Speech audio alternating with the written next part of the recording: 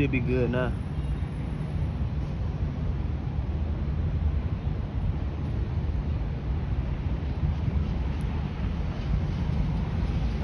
Yeah, we on. Hey, Shalom. Shalom. All right, first and foremost, I want to give all praises to the Most High. Yahweh, Ba'ashem, Yahweh Shai, Ba'ashem, Rakakwadash. I want to give double honors to the apostles and the elders in Great Millstone. I want to say Shalom to all the brothers and, of course, the few sisters who are pursuing this truth in sincerity. All right, may the blessing of election be upon your house. Man, the Lord started this year off with a bang, a lot of omens. You understand? There's even the playbook that this devil runs. Everybody's seeing through it. That spell that he likes to cast on people, it's not working the same way it used to. So, you know, we're foreseeing through the prophecies this man end come. You know what I mean? You can go ahead and read that. Khan. You said what verse? Psalms, it started verse 17. Okay, Khan. Can I start up a little further? Khan, wherever you want to start. Yeah, this is Psalms 73 and 16 in the NLT. It says, "So I tried to understand why the wicked prosper." Yeah, because a lot of Jakes, they wonder like, damn, why does the devil just seem like everything is going his way? Maybe it's meant to go his way. Not Right. so, man. It's just particular things have to play out. And we're seeing a lot of those prophecies play out right now. The foundation for all the major prophecies, we can point them out. Yep. So it's just a matter of time, man. Go ahead.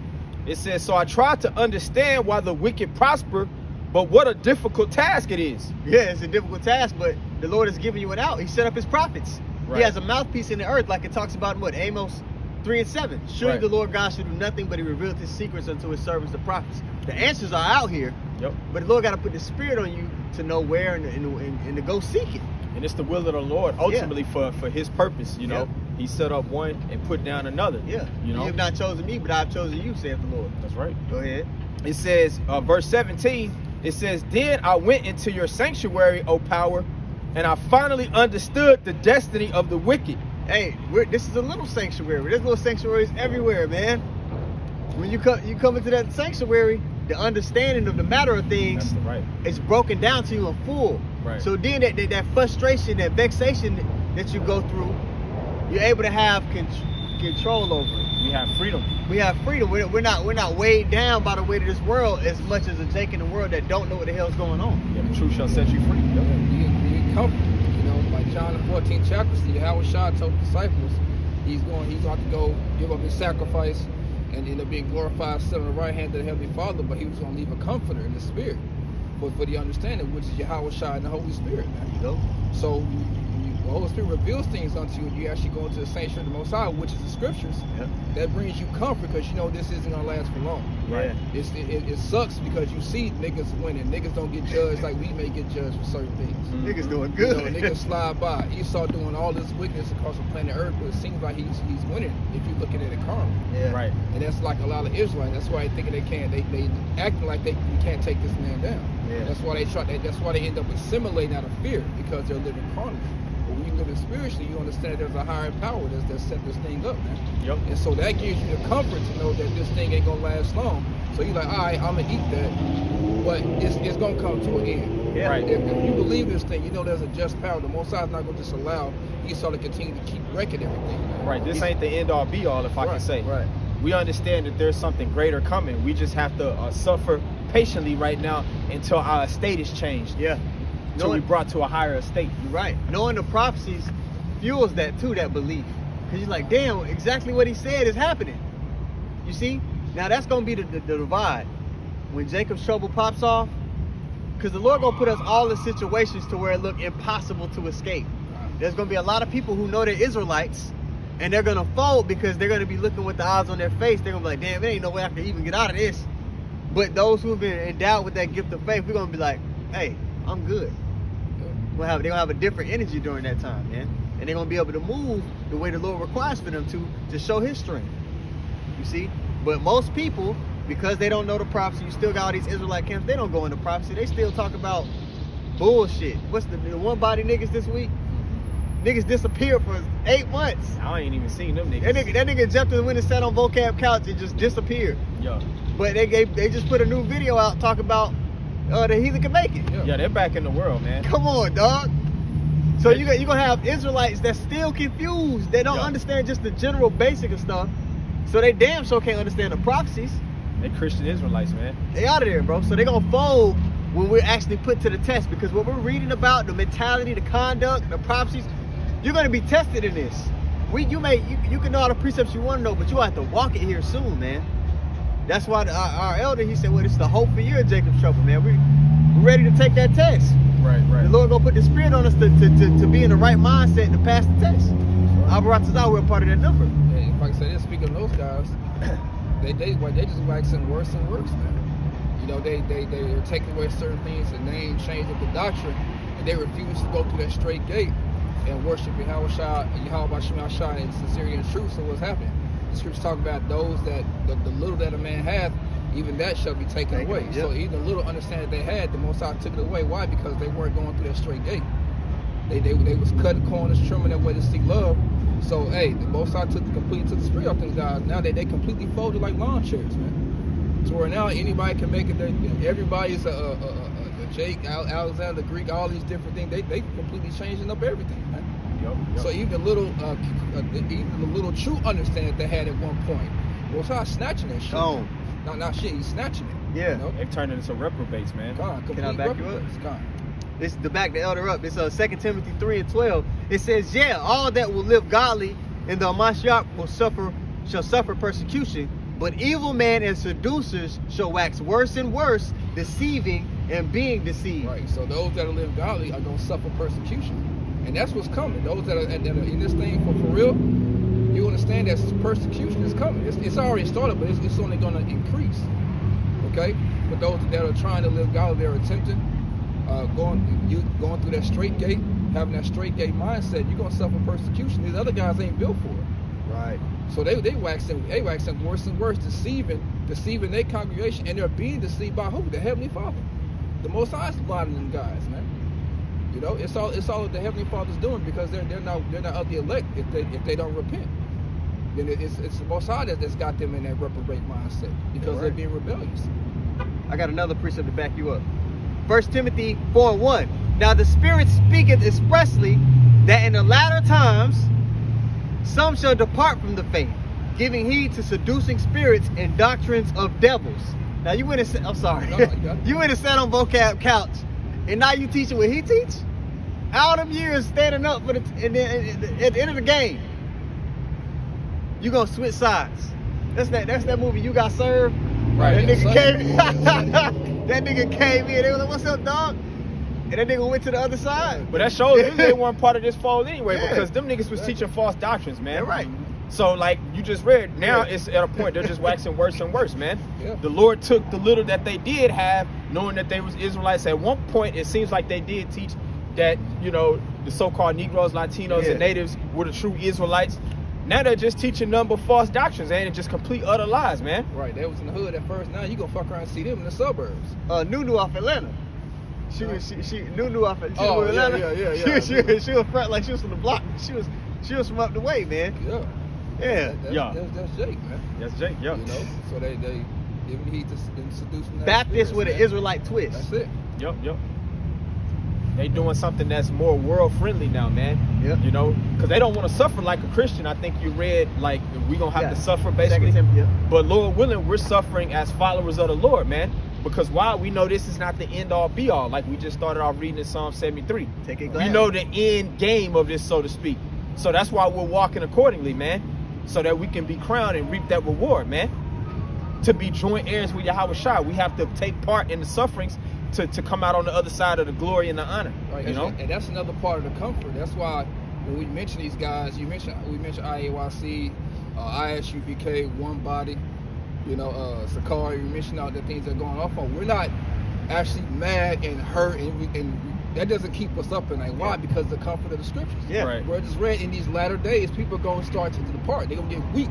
It's just they part of the movie. Yeah, And just more a of it's part gonna the happen, too. Yeah, so we just like, hey, it is what it is. We just pointed out that we're in this time. This is the prophecy of it. They're going off. They're getting weak. This is why, according to the Spirit, and then we move on, man. But we're not losing sleep. We're not mad. We're not, get it right, nigga. What do you do? No, ain't nobody doing it. It's you get to a place. Hey, Ezekiel 33. We're doing it to get the blood off our hands. One, two. It's like, again, it's their part in the movie. What are they supposed to do? We're just warning the flock because that's our job, to warn the flock so that you don't get deceived by it. We know better. Exactly. But there's some people that might be still green behind the ear. Yep. Wet behind the ear? What's the saying? Yeah, wet behind the ears. Okay? They could be deceived by some of the things that they say. The way they dress it up. Caught in that confusion. That's right. Do you want to go? No. It passed. I still holding that. We still got this. Yeah. Well, I'm going to start back at 17. This is Psalm 73 and 17 in the NLT. Then I went into your sanctuary, O Most High, and I finally understood the destiny of the wicked. So the destiny, we know what they're in. The destiny is something that's going to be. Yep. That's what your destiny, no matter how you wiggle and try to shake it, that's what predetermination, man. Your destination. That's right. Predestination. So we know what this man's end is. Okay? We know the prophecies. Now, it's kind of like, to break it down to what my son can understand if he watching, because he been watching. Right, that's what's up. But if you've seen a scary movie over and over and over, you know what the jump scares are. So it don't really faze you when the dude pop out the closet, because you done seen the movie 1,000 times. So yeah, we know it's coming. It's uncomfortable, but we're not going to get rattled by it because we know these things have to happen. This is what's going to happen through the course of the movie. Right, or if you see the trailer. Yeah. For the upcoming movie, like, okay, I've seen this scene in the trailer. Yeah. That's what the Most High doing. He's giving us trailers to different parts of the prophecy. Like, oh, okay. Yeah. Now, cool, because if you seen the jump scare or the demon jump out on the trailer, yeah. Like, okay, this is part. This is the part where he bucked. Yeah. So like, oh shit, this would be a good part. He scared the shit out of his ass. You already know. You kind of looking forward to it, enjoy it, versus you like. You scared. You might be with your partner. He ain't seen the movie. He like, oh shit, because he don't know. He ain't watched the trailer. He ain't watched the trailer. Go ahead, brother. Kind. Psalm 73 and 18 in the NLT. Truly, you put them on a slippery path and send them sliding over the cliff to destruction. Yeah, so it looks like Esau. It looks like everything is just screwed down tight, like he got this place on lock. But really, we know through the Spirit it's a house of cards. The Lord got him in a trick bag. Everything that he's doing, the Lord orchestrated for him to do it. And it's going to lead to his allies turning on him. It's going to lead to this place being burned with fire. The whole MOTB, he being careful about how he even trying to do it, because he know the prophecies too. He know that once he moves like that, the Lord going to also move with his men. But at the end of the day, he know he got but a little time. So he's trying to rush and do stuff. He's sloppy about it. We point it out. People wake up. We know the end of the matter. And that's what's to be focused on, especially in this time, man. That's the spirit of Yahushua. You go to Revelation 19 and 10, it says the spirit of the Mashiach is the spirit of prophecy. So if you're serious about getting understanding, you need to go to where the prophecies are being broken down and given to you. You see? Yeah, we're telling you what's going to happen before it happens. There you go, the seers. You know, because that's prudence. Foreseeing your steps so you can avoid the evil, man. You know? But I got another one unless you wanted more out of this. Yeah, it is some more. Yep. Salakia. This is Psalm 73 and 19 in the NLT. It says, in an instant they are destroyed, completely swept away by terrorists. And that's what's going to happen, man. You know, America's destruction is going to be like a thief in the night. Like it says when you read in 2 Peter the 3rd chapter, man, when you least expect it. Yeah. When people are in there with their peace and safety, when they shall say peace and safety, sudden destruction shall come, man. Because right now, everybody just did the ball drop for the new year. Big chillin'. Hey, tax season coming back up. Everybody get their tax. Watch how ignorant. Hey, I hope the Lord just has some bullshit happen where y'all don't even get y'all tax returns, man. Yeah. I know brothers want their tax returns too. But I hope these niggas don't fucking I hope they freeze the system because I be on this shit down. But hey. But yeah, so everybody has their guard down, so to speak. They wouldn't even suspect that there's a looming terror that's on the way. That major judgment is being prepared for this place. Especially the proudest nation of people on the planet, Esau, Edom. They're still gathering troops, you know, setting up coups and bombing and talking about it's ISIS and all kind of madness. A lot of the common white folk, though, they know. I've been on TikTok. You see all these Edomites. don't you feel like something's off? Something's getting ready to happen? People know that something ain't right. What's the dude that on Facebook? Damn. Zuckerberg. Zuckerberg. They say he got an underground bunker that's worth like hundreds of millions of dollars that's being constructed right now. Yeah.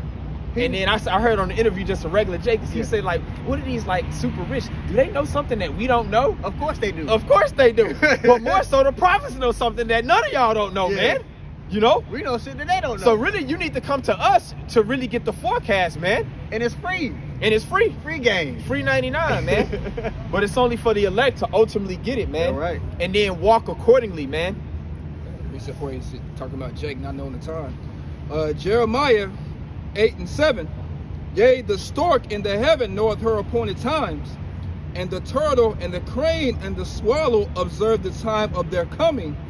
But my people know not the judgment of the Lord, Yahweh Hashem Yahushua. Right. So 2/3 of our own people, they don't consider the judgment and the time of the Most High, man.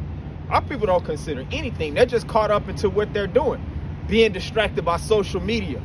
All of these things going on in the entertainment industry, all of these sports and stuff. Now we you know take part in some of these things too because we're here, but we're not distracted by those things, man. We can see the forest and it's not because of the trees. Am I saying that right? We're not missing the forest because of the trees, so to speak. Our people are getting caught up into all manner of distractions. They don't understand the time they're in. They don't even consider, man, that there's major judgment being prepared on the earth. They don't consider the things that they're doing on a daily that there's a problem with that. Yeah, you know, they can call carnal stuff like the book of Matthew talks about. You see the cloud from the storm coming and all these things, but you can't discern the times, man. Yep. You know, Jake can call out bets and they can do parlays and, and they can play dominoes all day, all night, talk shit, tell you what you got in your hand, spades. They can call all those different things. Yeah. They can call out liars and all these things carnally, but spiritually they're completely clueless, man. Right. They don't understand that. They don't understand why all the earthquakes are ramping up. People are dying over the smallest minute situations left and right. There's so much death in the earth right now. It's just a bad spirit. It's a bad aura going on throughout the planet Earth because we're in an evil time right now. You still got Jake talking about getting ready to vote for this upcoming election because we are in an election year. You know, at the end of this year. Yeah, you know. Can I throw you the lob? If I can say this real quick, but like you mentioned the taxes, nothing that's gonna put Jake to sleep because Esau right now, the IRS is talking about they're switching the tax brackets so that you can get more back on your income tax and on taxes in general. So you're gonna get back a little more because they're making. I can't remember how it's said in the article, but they're making a change concerning the tax brackets. So you're gonna be able to claim more, and you're not gonna be on taxes on as much income. So you're gonna see a little more on your check. So that's definitely gonna put Jake ass back. Yeah, that's gonna make you think. That's gonna make you think you winning. We on the upside now. I gotta get coming into the light. But hey, what does Jeremiah 51 say? You should not heal Babylon. These things that Esau's trying to do, the QEs that we used to talk about, the quantitative easements, fixing the tax brackets to offset inflation. That shit ain't gonna work, man. Nothing's gonna work. No matter how much financial neosporin you try to put on this place, that wound is too big. That's a deadly wound, man. That's why in Second Ezra just say, I got it. Okay. I think I got what you Go ahead. Please let me get this right here. This is 2 Ezra 16 and 21. It says, behold, victuals shall be so good, cheap upon earth, that they shall think themselves to be in good case. Yeah, that's what's happening right now. They think they're in good case. Why? Because you get like a 50-cent burger from, I can't remember which restaurant it is. But meat is hella cheap. You know that's not real meat. Gas prices then slightly went down. Because I didn't even know. I was like, damn, gas kind of went down a little bit. Gas is down right now. I ain't gonna lie. I know but we know it's gonna get bad. Oh, yeah. But shit, I'm gonna fill up like a motherfucker right now. But I've been so used to getting hit like over last summer, so I'm just accustomed to paying like over $4. So I'm like, damn, it's $3. Because I hadn't even really paid it. You know? Like, damn, this shit under $3. Yeah, it is. I was like, it's cool. It gives you a little bit of ease when your gas is under $3. But we understand that eventually, shit, it's under $3. Oh yeah, so okay, so regular. Never mind. Oh, you got the gas. Yeah. Okay. I was a big grade. Hell no. But But you think you're in a good case because of those things. Like I said, the food is cheap. You can get 20-40 nuggets for $2.99. Damn. All these things are cheap. You can go they can eat at the corner market, convenience store. You can bang out at Taco Bell. They got the pick 6, pick 5s. They got all these little gimmicks. And but it's all killing you. So Jake is doing good, man. And now with the IRS, that tax thing, If Jake gets still a little bit more money, Yeah. they really think they're gonna be winning. So they're thinking they're in good case. But that's why the scripture say they shall say peace and safety, and then sudden destruction gonna come. It's gonna catch them like a thief in the night. That's right. Because everybody think that the shit's gonna get better. They're like, okay, we had a little storm. Okay, so now we're gonna up and up. Hey, I'm claiming 2024 as my year. Yeah, that's what Jake doing. You know, they every year they claim it's gonna be a year, and they get in the way of negativity. Will be the most negative people on the face of the earth. Hey, yeah, Jake, the population at the gym is more at the first quarter of the month because Jake made the resolution. I'm gonna get my diet on point. I'm gonna get back to working out. You know. Yeah, ain't gonna last 1 month. Yeah. You know, but I'm gonna read it again. 2nd Ezra 16:21. Behold, victuals shall be so good cheap upon earth that they shall think themselves to be in good case, and even then shall evils grow upon earth, sword, famine, and great confusion. Yeah, all those things are ramping up, especially in other countries. You see, in first world countries, people don't pay attention to these things as much because it's not touching them on a personal level. Right. All right. But hey, things are about to change around. Yeah. Because when international depression really hits, it doesn't start with the countries at the top and go down. It starts bottom up. So it's getting ready to trickle up and affect these people on a personal level, man. Yo, and that's when they're gonna want to seek understanding about it. Because the dollar is still, contrary to popular belief, is still strong on an international level, even though it's being diminished, it's being inflated. On a global economic level, the dollar's still strong because you have to use it to trade in oil. Yeah. You know, but these other nations, you know, they are trying to transition. You know, and ultimately the nation's gonna have to go to war. Yeah. And that's what's gonna set the pieces in play for the destruction that's gonna come suddenly, man. You know? All these other countries trying to have a plan B. They're trying to have a plan B on the back end. But at the same time, like the brother's saying, the dollar's too big to fail right now because all the countries need it to function. Right. If you just take it away abruptly right now, everybody goes to shit. So they're not gonna do that. Right, because everything will collapse. Because everything, it all pretty much depends on the dollar right now. And America's the biggest consumer nation, so and they buying shit. Yep. You know, so these countries to be hurt. That's why they're gonna crying well in Revelation 18 chapter. You know, but like you said, everyone's looking for a plan B, trying to find a way to move around without that dollar. That's Obadiah verse 7, I believe. All the men that Confederacy have laid a wound under thee. You know. Yeah, you know how you dealing with that one woman. You like, damn, I'm trying to get away from this bitch. I gotta figure out a way to. Everybody trying to figure out a way to stop dealing with this hoe. Yep. Yeah. You can't be right. You can't be self-sufficient because you don't rely on this hoe. She got the good credit. Yeah. The house in her name. Yep. She co-signed for your car. You like, Right. damn, if I leave this bitch right now, I'm through. I got accounts in her name. So what you got to do? You got to secretly work your credit. You got a secret secure credit card. You put $100 deposit on. Open a private account. You know what I mean? You take an online class that she don't know about. You know what I mean? Get a degree. You trying to get that transition. You trying to transition, you know? You got a passport she don't know about. Right.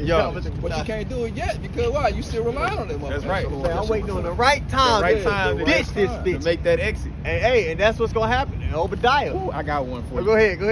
This is perfect what y'all going into. This is Jeremiah 51:6. Yeah. It says, flee out of the midst of Babylon and deliver every man his soul. So that's really the spirit, especially you Israelites should be in, man, that can receive this word, man. And it don't mean get a passport, try to go jet setting to all of these different other countries, man. It's talking about spiritually taking your mind out of this place, man.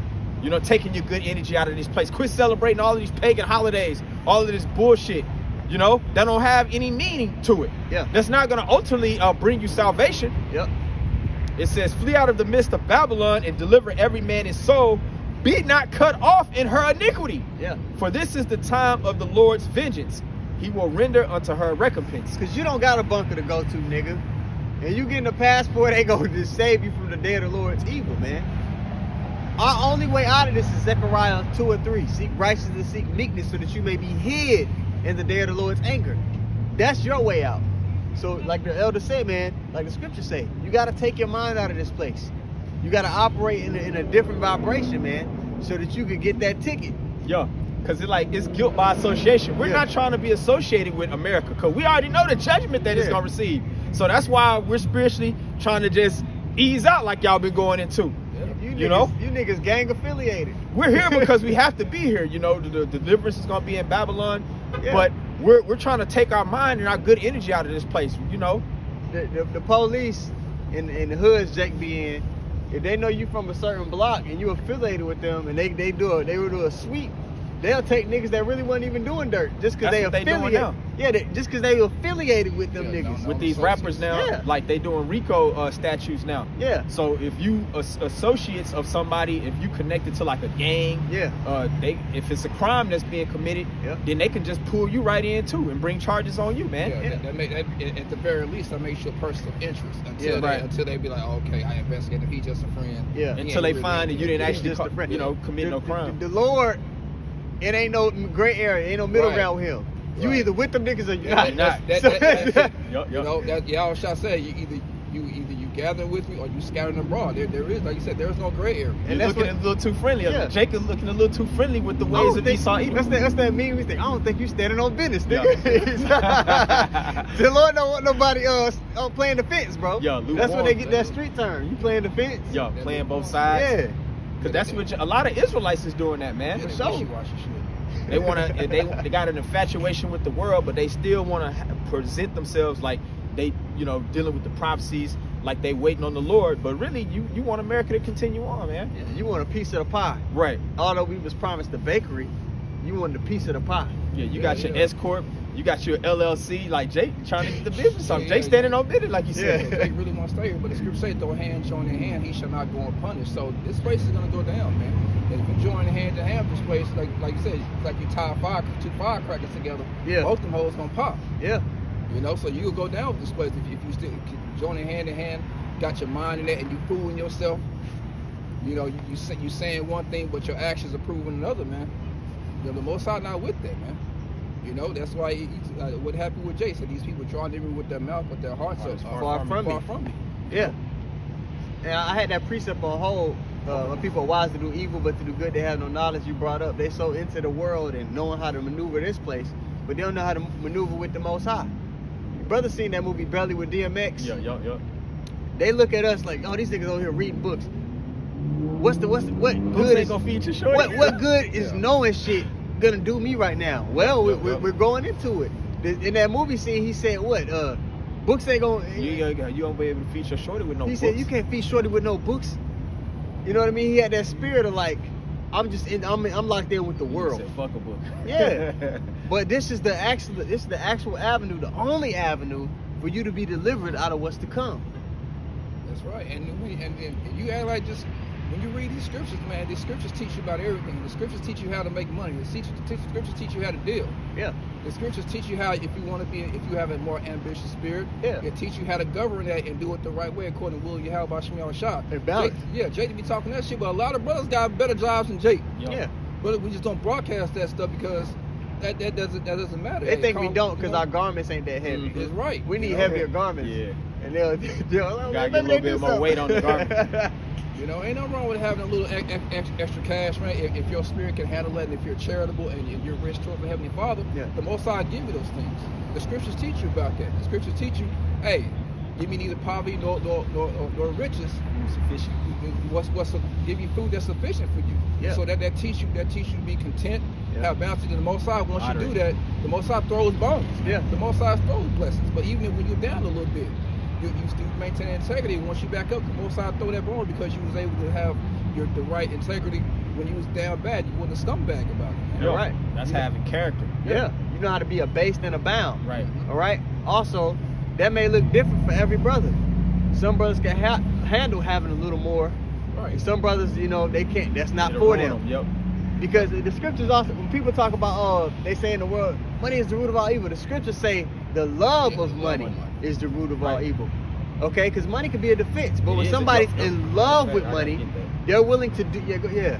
When somebody's in love with money, they're willing to do things that are profane to get it. Okay, having it is cool, but when you become infatuated with it, I gotta chase this bag, which is the motto for a lot of this generation out here.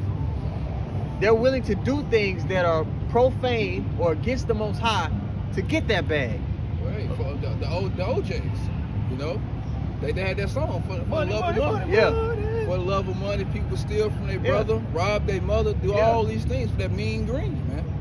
That's the true state. That's what Yeah. Jake does just for the almighty dollar. They'll Yeah. sell out their homeboy. Yeah. They'll set their homeboy up for a few $1,000s.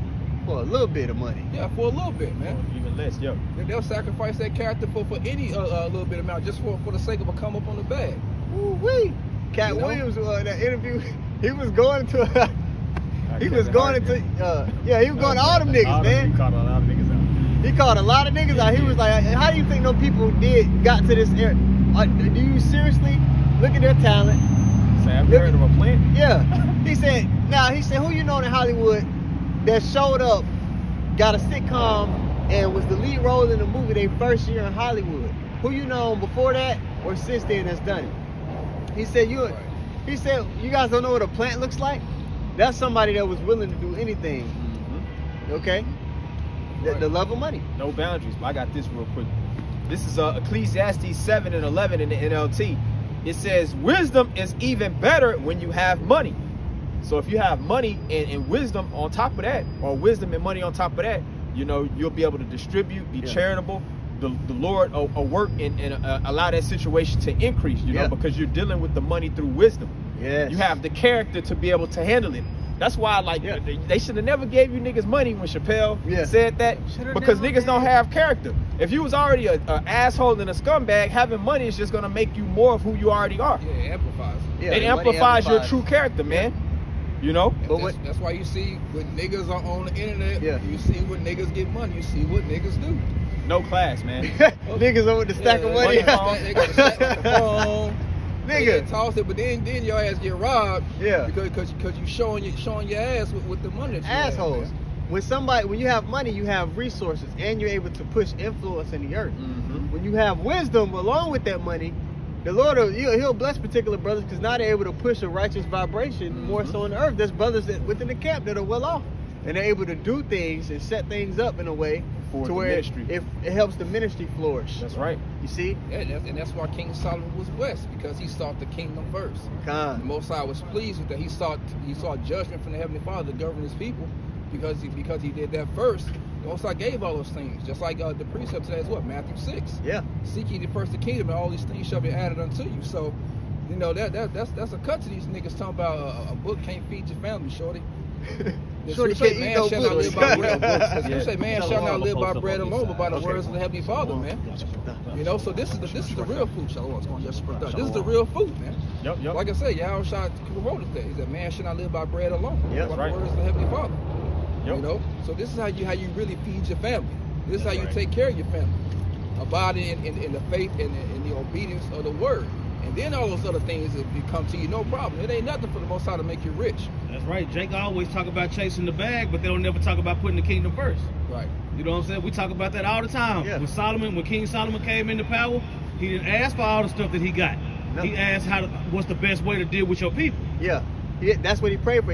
And that's what we all should pray for. Wisdom. A wise and understanding heart to judge this so great a people. That's what he asked for. And he said, because you asked for that, because you sought the kingdom first, I'm going to add all these other things unto you. And that's what we're getting ready to step into. As this society falls, our value is going to be seen on that carnal level, because people are like, damn, they able to navigate. Right now, people don't see it.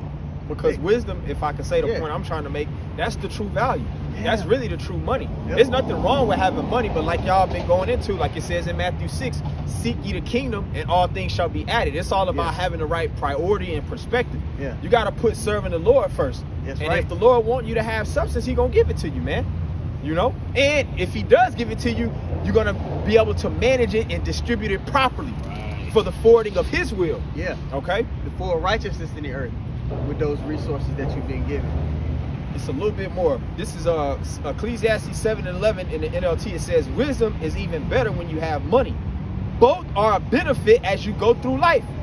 It says, verse 12, wisdom and money can get you almost anything, but only wisdom can save your life. Damn. And the scripture says, riches profit not in the day of trouble. I'm loosely paraphrasing, man.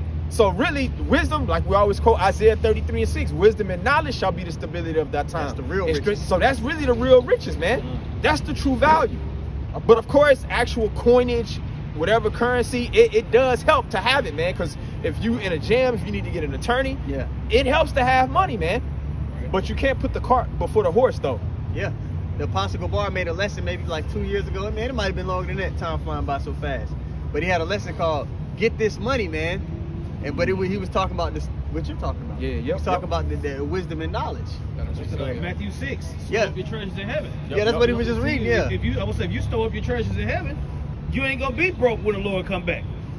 You know what I'm saying? Because the Lord handed out money and said, flip mine. Yeah. So when he come back and want the rest of it, that's what I'm You ain't saying. did shit with it.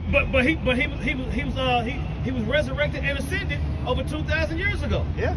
So when he come back wanting that money, it's gonna be that spiritual money, those treasures that we stored up in heaven. Yeah. You see, if you come back and you talk, Lord, I made $1 million in your name, but that's what.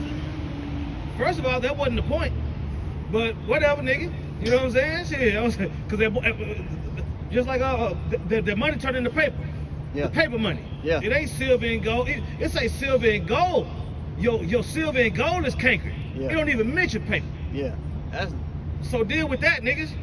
Yeah, and they talking about the bag. When the Lord come back, we gonna be in a new money system anyway. Yeah. Mm-hmm. So all that shit's gonna be null and void and obsolete, even at that point, man. That's right. You know, I had a precept for you about Okay. that. Yep. Romans 11:33. Yeah. Oh, the depth of the riches, both of the wisdom and knowledge of the Most High. Woo. How unsearchable are His judgments and His ways past finding out. That. Nah, it just says the depth of the riches, man. So it equates having wisdom to being rich, man. It It's don't not mention paper at all. Yeah. right. This wisdom and knowledge is nothing that you could equate to it in the earth. When it talks about that depth, it's not something that you could in the earth that you could equate to what we're being ready to be equipped with, because what we have leads to eternal life. There's not a amount of money that you can have in the world that's gonna give you immortality. So what could you understand? So the depth of those riches is unparalleled. It's just like I was listening to y'all on the way down here, and y'all was talking about how the dollar is eventually gonna crash. Right. You know what I'm saying? But that's not a myth. Yeah. The dollar, which is paper, is actually gonna crash. That's right. So when it comes to rich and poor, free and bond, and chasing the bag, and all these different things, no. It's gonna come a point in time. They even show you in the movies. You'll see piles and piles of money that ain't nobody even worried about, because They burning it. They burning it to stay warm. There you go. Instead of burning it to ball out. Yeah. You got it. Now, I wanted to make the point, because me and this brother right here, we was talking in class last week about the metric on which a man is valued in this society. A lot of it has to do with the amount of money in your pocket. Right. But a man that's truly high value, so to speak, like they talk about in the world, he has particular character traits. Yeah. Now, we've been through the Spirit, the elect men have been developing righteous character traits, so that when we are given the resources, the access, because our access we're gonna have access to the heavens as things begin to pop off here. There's nothing anybody's gonna have to parallel that. Right. So that's when our value goes up. So we want this place to fall, because that's when we get to actually be in the fullness of who we are. Bro, in the wilderness, it wasn't a penny spent. Exactly. It didn't mention no silver. It didn't mention no gold for 40 years. That's right. The people that had prestige and value was the people that were close to the Most High. Right. So our value is about to appreciate, man. Our value is about to significantly appreciate as the value of the so-called dollar and whatever currency that Esau, establishes, that diminishes. The minute the Lord's value is going to increase. Yeah, man. Okay. Right. It's Psalms. Now you got Psalms 110:3. Thy people shall be willing in the day of thy power, in the beauties of holiness from the womb of the morning. Thou hast to do of thy youth. Now we're gonna be given new bodies, but people gonna start to realize who we are, even on this side, as we begin to before we transition into the kingdom. That's right. They gonna see in the midst of calamity. They gonna be like, these men are eating, they're drinking, They keeping their composure. They're Everybody else gonna composed. be in a state of perplexity. Yeah, my servant Knowledge shall and eat. wisdom shall be the stability Right. in that Yeah. time. My Not- servant not should- paper. Yeah, right. My servant shall eat. You shall be hungry. My servant shall drink. That's gonna have extreme value in the days to come. Yep. And then the Lord also gonna be protecting us on the aspect of, in that day, men and women gonna be wild as they can be. Yeah. You know what I'm saying? They're gonna be doing anything trying to get what the men of the Lord got. Yeah. So run up and get zapped if you want to. Yeah. You know? To try to fill their belly. Hey, just by us keeping our composure in that day, it's gonna make people wonder, like, damn, who are these guys? Yeah, add a precept. Come. Isaiah chapter 13, I'm going to start at verse 10. I'm starting at verse 9, but the point is in 12. Behold, the day of the Lord cometh, cruel both with wrath and fierce anger, to lay the land desolate. We know that's coming through the prophecies, man. We see the Lord gave us telltale signs to say, hey, this is the part of the story you're in, and we're seeing that those things play out. So that gives us, because we mentioned earlier, we watched this, we watched it through the scriptures. We've seen how the movie plays out. So this is what happens next. Okay, all right. If you're watching a scary movie and you've seen the jump scares 1,000 times, you're not so startled when the guy jumps out of the closet. We said that earlier, but go ahead. And he shall destroy the sinners thereof out of it. For the stars of heaven and the constellation thereof shall not give their light. The sun shall be darkened in his going forth, and the moon shall not cause her light to shine. And I will punish the world for their evil, and the wicked for their iniquity. And I will cause the arrogancy of the proud to cease. Supernatural things are going to be taking place to where it's going to cause people to consider what's being said here today. Right. And in the midst of them seeing all these things happen, because it's going to be the worst time, documented, undocumented, like it says in Matthew 24:21, Daniel 12:1. Yep. All right? People are going to be forced to consider, like, oh shit, everything that those men were saying is happening. Yep. Right. There is a God. Right. And his name is Yahweh. Yeah. And he's sending his son Yahweh Shai. They're Yeah. gonna know that. That's right. They're gonna know that eventually. And they also going to know the people that didn't tell them that. Right. Whole ass Right. Because niggas. they're not going to have any answers. I read the portion I read about there's no consolation. The sun and moon shall not give their light. That goes to also wisdom and understanding. And then a lot of these people, they use the constellations. These women and worshiping crystals, and they know when Mercury's in retrograde and all this other crap and all these other gods that they follow for their understanding and their guidance. That's not going to shine in that day. Right. There's no answer. There's nothing that these gods, these other philosophies and beliefs that these people are into is telling them about what's going to happen. So there's not going to be any wisdom in that part. They going to be like, man, I haven't been prepared for this. I ain't read nothing about this. What the hell is going on? They're not going to know what's going on. So that wisdom, like we've been going through, that wisdom and knowledge is going to be the stability of the men of the Lord's time. There you go. So while we've been building up riches, they're in debt carnally and spiritually. Right. They're in debt with Esau, and then they're in debt with the Most High. These niggas, Lose. damn. Lose. But still proud. Still proud. Still proud. And that you don't say you in debt to heaven and earth. And still proud. Can I?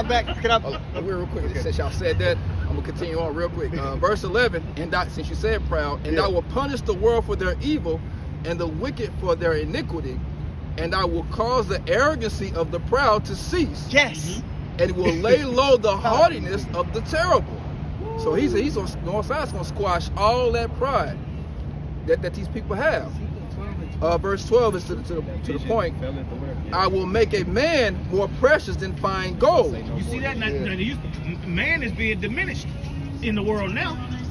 You see? I don't need no man and all this old stuff. You see? You got all these men that want to be women. Manhood is under attack. But the Lord said he's going to make man more precious than fine gold. And the time of that movie Color Purple, because you got a subset of men who is trying to stand up and be like, no, I ain't with this shit. They had to re-release Color Purple on y'all ass. That's what I'm saying. I didn't even see the first one. that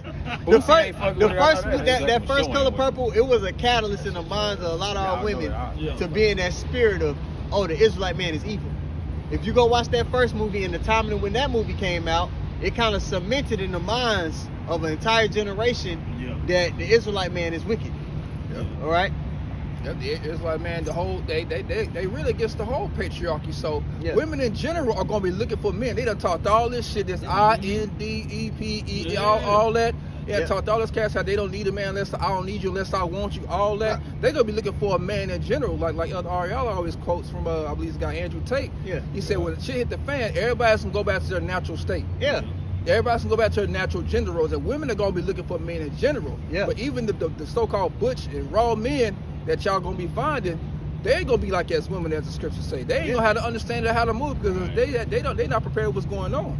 So the only people that's gonna be of real precious and value is gonna be the Israelite man of the elect, man. Yeah, man. Because that metric I mentioned earlier, the metric on which a man is valued here in this society, it's about to be flipped on his head. Yeah. And then we're gonna be the standard. Cause we gonna be walking in light. Like all these other men that's without this truth, they're gonna be in darkness. Yeah. Try walking around in just pitch darkness. But it's like if we in pitch darkness and we the guys that got flashlights, big ass flashlights. So the way we gonna be moving in such confidence, you know, that's gonna, you know, everybody gonna want to tag along. Everybody gonna be like Popsicle in Class Act. Yeah. Can I be down with y'all? Can I kick it with y'all? That's just like but people don't realize that at the end of the day, the 2/3 is a very big number. You know what I'm saying? Majority is women. You know what I'm saying? If it was a 2/3 amongst the 2/3, right? You take the 2/3 pot and chop it up, right? Let that sink in. It's gonna be two thirds of that pot is gonna be women, and the rest of it is gonna be men that want to be women, or in a women's mind state. You see? 4-6. So that's still gonna be. That's what I'm saying. So that's what's gonna make a man, an Israelite man in the spirit, more precious than fine gold. Because there's gonna be a whole lot of men that's gonna get wiped out because they in a women's mentality. Yeah. You know. And the only feminist spirit. reason women have rights in the first place is because men allow you to have rights. Right. If all the men got together and said, all right, y'all can't be out past 8 o'clock, there's nothing y'all can do about it. And we gonna enforce The only reason women have rights in the first place is because of men. You know, but I wanted to bring out that precept because we mentioned that these people in debt carnally in the world, but they also in debt with the Most High while we building up riches. That's a big gap for somebody to be negative and then somebody that's been bitch. It's gonna be night and day when they see us. Yeah. They're like, damn, this dude, he ain't in the black at all. You know what I mean? So this is Isaiah 65:6. In the NLT it says, look, my decree is written out in front of me. I will not stand silent. I will repay them in full. Yes, I will repay them both for their own sins and for those of their ancestors, says the Lord. For they also burned incense on the mountains and insulted me on the hills. I'll repay them back in full. So that debt is gonna be paid, man. That's right. Whether you like it or not. And all those deities, all those vibrations people were worshiping back then, the Queen of Heaven, that's here today. That's been revitalized as feminism. They put figures up in front of you like Beyonce. She actually wears the headdress. When you look at the ancient pictures of the Queen of Heaven or Ishtar, she wears the headdress in her concerts. Nigga had a red nigga wrote in niggas on the album cover with a red horse. Nigga. But people think, they look at it like, oh, y'all going to, no. This vibration, this mentality, this way that you live your life has been remixed to you 1,000 times over. She's called the Queen Bee. Yeah. They call it that's her title, the Queen Bee. The top witch. You know? Yep. Then when the got witch, a whole hive that follows her every move. Bitches spend $1,000, $800 to $1,000 a ticket to go see this broad. when a witch has a following, they call it a coven. Charge. Okay, I'm gonna put it on. When a witch has a following, they call it a coven if it's a small group of people. Right. But when it sees thousands, they call it a hive. And she got the beehive. They even got a church of Beyonce. Yep. They got a whole website where they talk about reversing the patriarchy. He done call that bitch for all sake. Yo, she has an alter ego and all of that, man. Oh, even as a matter of fact, we talk about the chick I deal with. She has an Edomite friend that bought her tickets to go see this Beyonce. This bitch done watch the documentary. She watches the documentary every day. She's into all that shit, crying, watching all that. Bitch, you went to the concert, then you watched the video documentary of the concert, crying and shit. I was like, what the fuck? Yeah, that's so that's a spell, man. Yes. That's the spirit, man. That's a straight up idol, man. And you know what too? Also proving the left hand side do things that go over most people's heads. Yep. And that's how you know they know who we are. Because they know it's a right hand side to that. So us waking up, now we can see it clearly what the hell they doing. Certain symbolism, certain things like you said is on the head, and to go back to an ancient a demonic god. And, God is like, yeah. Right. So they doing little slick shit, and they feel high and mighty because of it. But now we pointing out to the spirit, that scorpion looking like, oh shit, these guys know our every move. They know. They're not. You see that scorpion lifting now everything's being exposed, but that they nothing but a bunch of fucking witches. Yeah, Holy Spirit, John the Revelator, Mystery Babylon. Yeah. It's not a mystery anymore. That mystery is being revealed. They revealed. And the spells aren't working like they used to. No, it ain't. Ain't no Why? Because the Lord enchantments. started Yeah. lifting up his men. That's right. Ain't no enchantments among Israel, man. Jacob. Bring it out. I got one. This is Ezekiel 12 and 23 in the NLT. It says, tell the people, this is what the sovereign Lord says. Yeah. Yeah. I will put an end to this proverb, and you will soon stop quoting it. 22? Did you say the proverb in 22, right? Salaki. Ezekiel 12 and 22 in the NLT. Son of man, you've heard that proverb they quote in Israel, time passes and prophecies come to nothing. Right. Tell the people, this is what the sovereign Lord says. So they got reiterations of that same mindset here today. Man, what was it? Like 10 years ago, Drake had that song YOLO. You only live once. That's the motto, nigga. YOLO. People in that spirit were like, man, I'm just gonna do as thou wilt. Y'all been saying this forever. I ain't seen it happening. I'm just gonna live my life. Wisdom of Solomon. Yeah. Oh, is it Wisdom of Solomon too? How excited say it? This is how the unrighteous think. Yeah. Yeah. Oh, I'll get that while you keep reading that. It You says, break it down. tell the people, this is what the sovereign Lord says. I will put an end to this proverb, and you will soon stop quoting it. And why? Because these prophecies, they're going to start coming to pass, man. You know? It says, now give them this new proverb to replace the old one. Ooh. The time has come for every prophecy to be fulfilled. That's what I'm saying. Why you think the apostle, elder apostle Tahar, coined the hopeful year that the Lord fulfilled these prophecies? Now it's the hopeful year of Jacob's trouble. It's an order to the way this thing is gonna pop off. You see, because you got Israelites. I would say them heavy ass garments. You got Israelites in them heavy ass garments talking about what they gonna do and not what the Lord wants. Right. You see, now is the time for all that to come to an end. And it says every prophecy is gonna be fulfilled. We're in that time right now. One of the major ones, Revelation 13 and 16. We already see the framework laid out, man. You know, so this is just not a vision that we just speaking of. We see these things actually manifesting, and when they come into their perfection, people are gonna be in a state of perplexity, man. Grown men gonna turn into women. Women gonna get with the real men of the Lord in that day, man. Okay, it says, verse 24, there will be no more false visions and flattering predictions in Israel, man. You see that? And when you think about that, Ezekiel 37 is happening right now. Ezekiel 38 is happening right now. Yeah. Well, Isaiah, Jeremiah, Matthew 24. That's what I'm saying. It's all Second Ezra 16. The Apocrypha. You know what I'm saying? Yeah. The Old Testament, the Apocrypha, the New Testament. It's all these prophecies except for now. They hopping off the page, man. Damn. Yeah. At the end it shall speak. That's right. That's right. 2 Peter chapter 3, verse 3, I'm reading NLT. Most importantly, I want to remind you that in the last days, scoffers will come, mocking the truth and following their own desires. They will say, what happened to the promise that Yahushua is coming again? They was being reserved for the last days. Yeah. And you in the last, I would say, you was talking shit in all them other days. Yeah. Now you in the last days talking shit. Yeah. Well, now you ain't gonna get, because the prophets always died. Yeah. You know what I'm saying? The prophets always got murdered before the end. Yep. You know what I'm saying? So now, the Lord say, look, it's gonna be some of y'all that ain't gonna taste death. Yeah. You see? Why? Because we're in the last days, and those prophets needs to prophesy about what's coming in the last days. That's why Wisdom of Solomon, the 5th chapter, is so powerful, because them niggas finally get to see, oh shit, they was right. That's right. They don't see us die. They see them get taken up out of the way. That's right. Man. That's right. Yeah.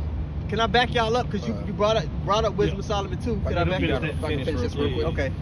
From before the times of our ancestors, everything has remained the same since the world was created. And that's what Jay be saying. That's why they be in that YOLO mentality. Like, y'all been saying war is coming. Y'all been saying all this. Y'all been saying the Lord coming back. You know, there been little skirmishes over there. But now the prophecies are jumping off the page. Now it's more clear, it's clear as day now. You know, and that's why this chapter reads down to what? It's going to come as a thief in the night. Right. The heavens and the earth shall pass away with a great noise, the elements burn with fervent heat. That's why they're going to be caught off guard, because they're blinded. They're not going to see it because they're too busy trying to live the YOLO life. What they're walking after their own desires because they're scoffers. They were appointed unto that lot to try to please themselves versus pleasing the Heavenly Father. So they're not checking for what the Heavenly Father talking about through His men. Right. They worry about what they want to do. Right. So they trying to live their own life. They don't even understand reincarnation. So they trying to live it all up in one. They trying to hit a home run in this shithole here, versus the real home run is the kingdom, man.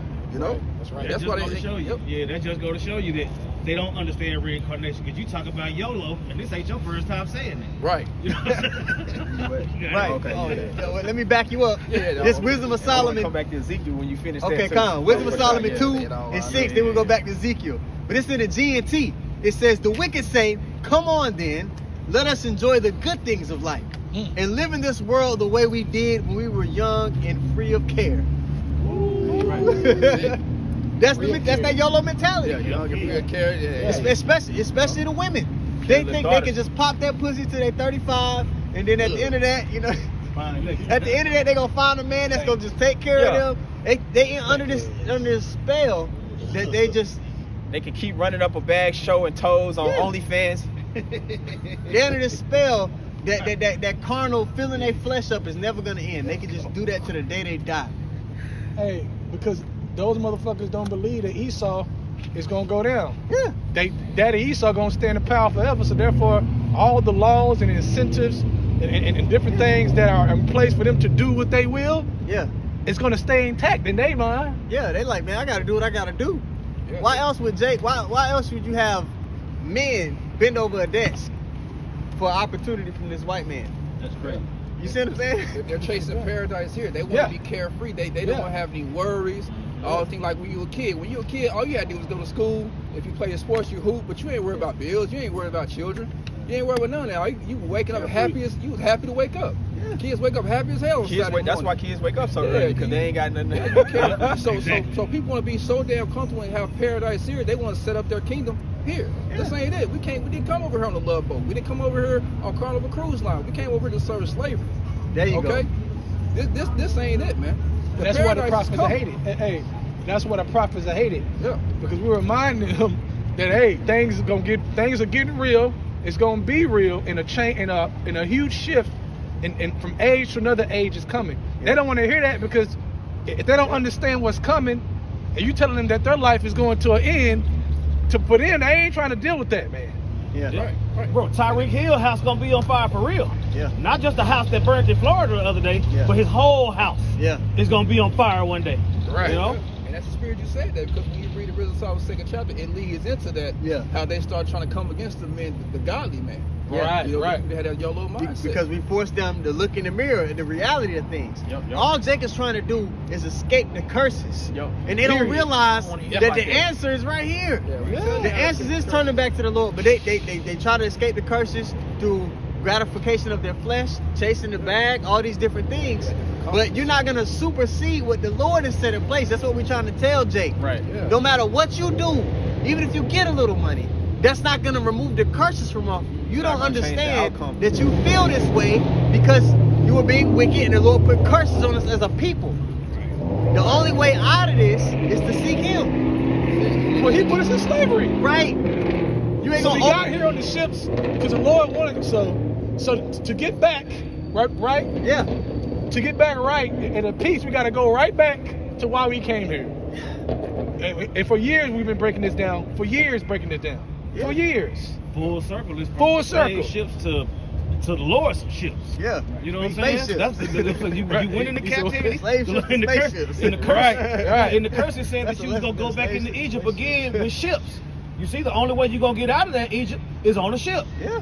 You see, but it ain't gonna be no slave ship. It's gonna be the ship of the fathership of salvation. Yeah. Right. You know? That kingdom and that paradise is coming. That's why the 2nd Ezra 8 says, unto you paradise is open. Those that have that mindset of worshiping the Heavenly Father in obedience, man. That's when the paradise is come.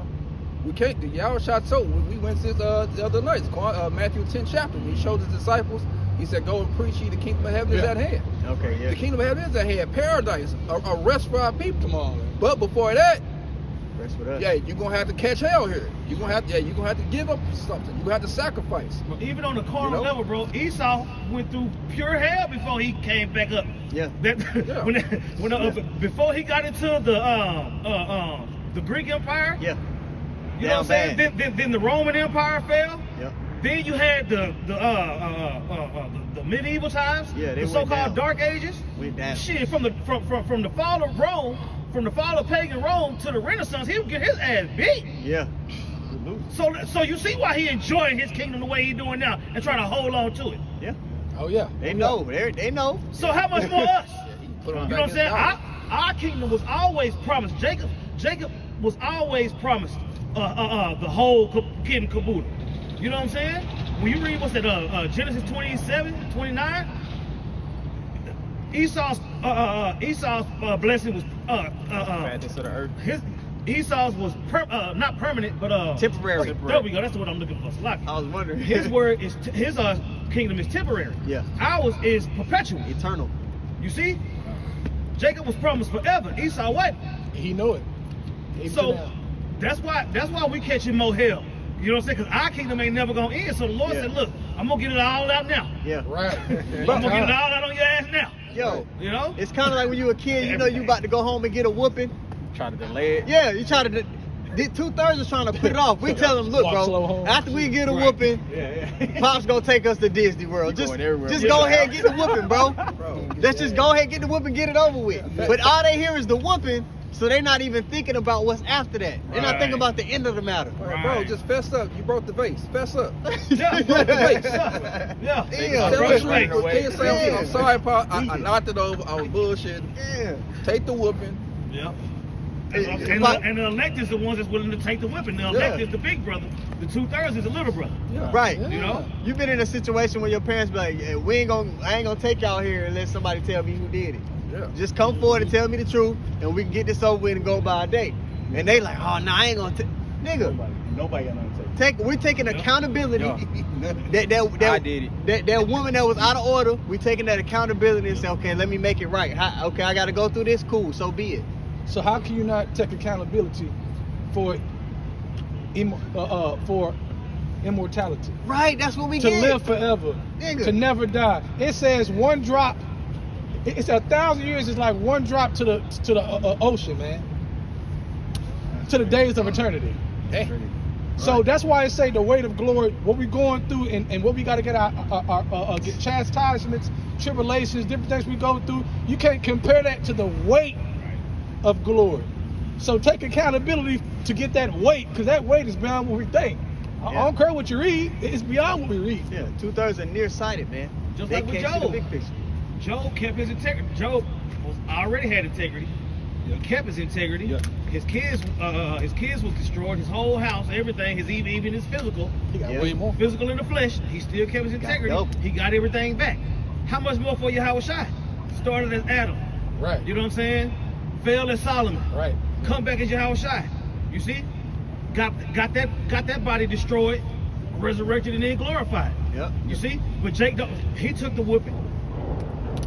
You know Take what I'm the saying? whooping, bro. What's that? Isaiah 52, 53, where it talk about the Lord, please Yahweh to bruise Yahweh Shai. That's right. You see? So that's what I'm saying. When Esau beat your ass upside the head, all it do is make you want to chase the bag and be more wicked. Right. When the Lord hit you upside your head, you offended. Come on now. You know Crazy. what I'm saying? Why would God do something like that? Because you did what you did first. After he told you, if you do that, he gonna get in your ass. Yep. The Lord promised. He said, if you hearken to my words that I'm giving you this day, we good. But if you don't, I'm gonna get on you. And we done got on. Yeah, this is what you call for Isaiah 53 and 10. Yet it pleased the Lord to bruise him. He hath put him to grief. So we're going to have to go through grief. Exactly. When thou shalt make his soul an offering for sin, he shall see his seed. He shall prolong his days, and the pleasure of the Lord shall prosper in his hand. That's what I'm saying. So the bruising got to come first. You see? The bruising got to come first. Yahweh Shai was when he had his Garden of Gethsemane moment. You know what I'm saying? At the end of the day, he realized the bigger picture. Right. I'm gonna have to take this. You know what I'm saying? And our Father, thy kingdom come, thy will be done. He meant that. You see? God. He not asking us to do something that he didn't do already. You know? I got a precept. This is 1 Peter 2:21 in NLT. For the Most High call you to do good, even if it means suffering, just as Yahweh Shai suffered. You see that? He is your example, and you must follow his steps. On the nose. Man. So the Most High was pleased to bruise his only begotten Son. How much more? You see what I'm saying? Like, how much more of us? Yeah, that's what I'm saying. And it's just like when our parents used to whoop us. I whooped you because I loved you. You know what I'm saying? I know this whooping is gonna get your ass back in order. And right. You see? So now you understand that. Cause we being dealt with as sons through that chastening. Yeah. You see? Somebody hold that. Hebrews 6. I get it. Gotta be upstate. I got some Romans chapter 8, verse 32. He that spared not his own son, like you just read, right? But delivered him up for us all, how shall he not with him also freely give us all things? You see that? You see that? The bruising got to come first, man. Like I Right. said, the Lord put his son on the line for the rest of his sons. You remember how the oldest used to always get the whooping? Exactly. It's your fault that your little brothers and your little sisters didn't do what they supposed to do. You like, how? I sat up there and screamed my head off. I yelled, I screamed, I fell on the ground and kicked it out, and they won't listen to me. Yeah. But then the oldest still got to get that whooping.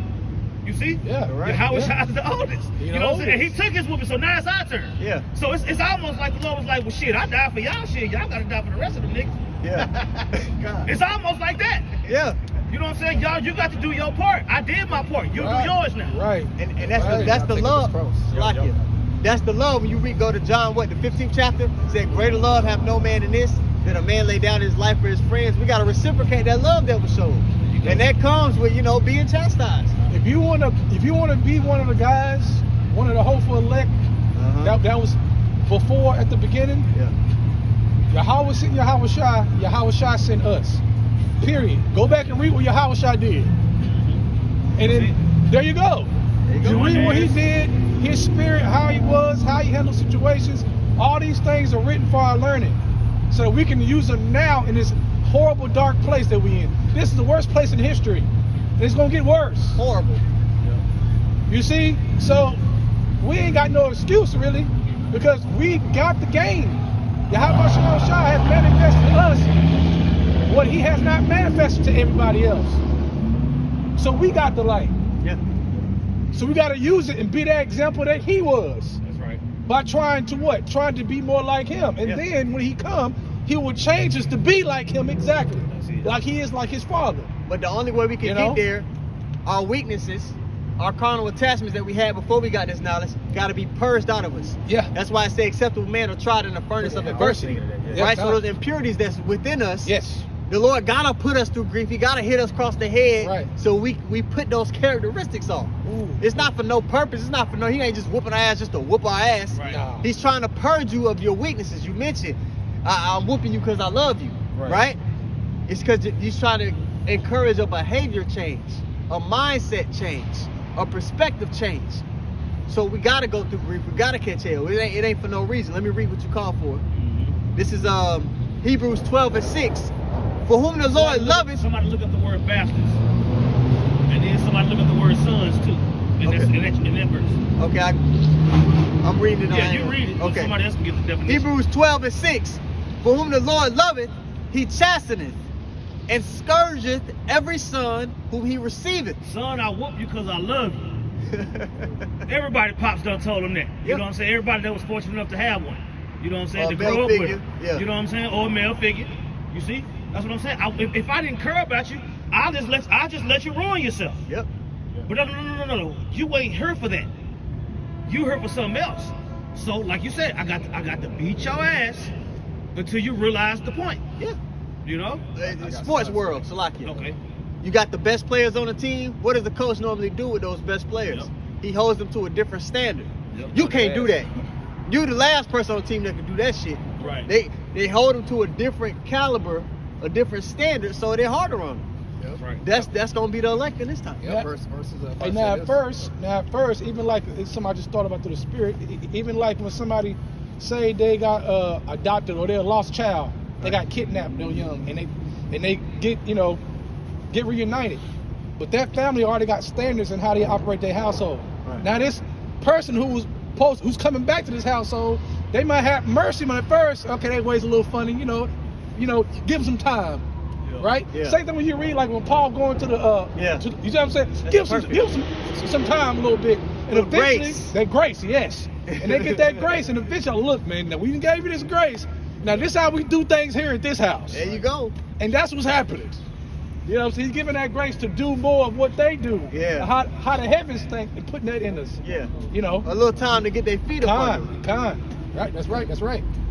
This is sons in that Hebrews 12:6. It's in the Greek, weos, a son, rarely used for the young of animals, generally used of the offspring of men.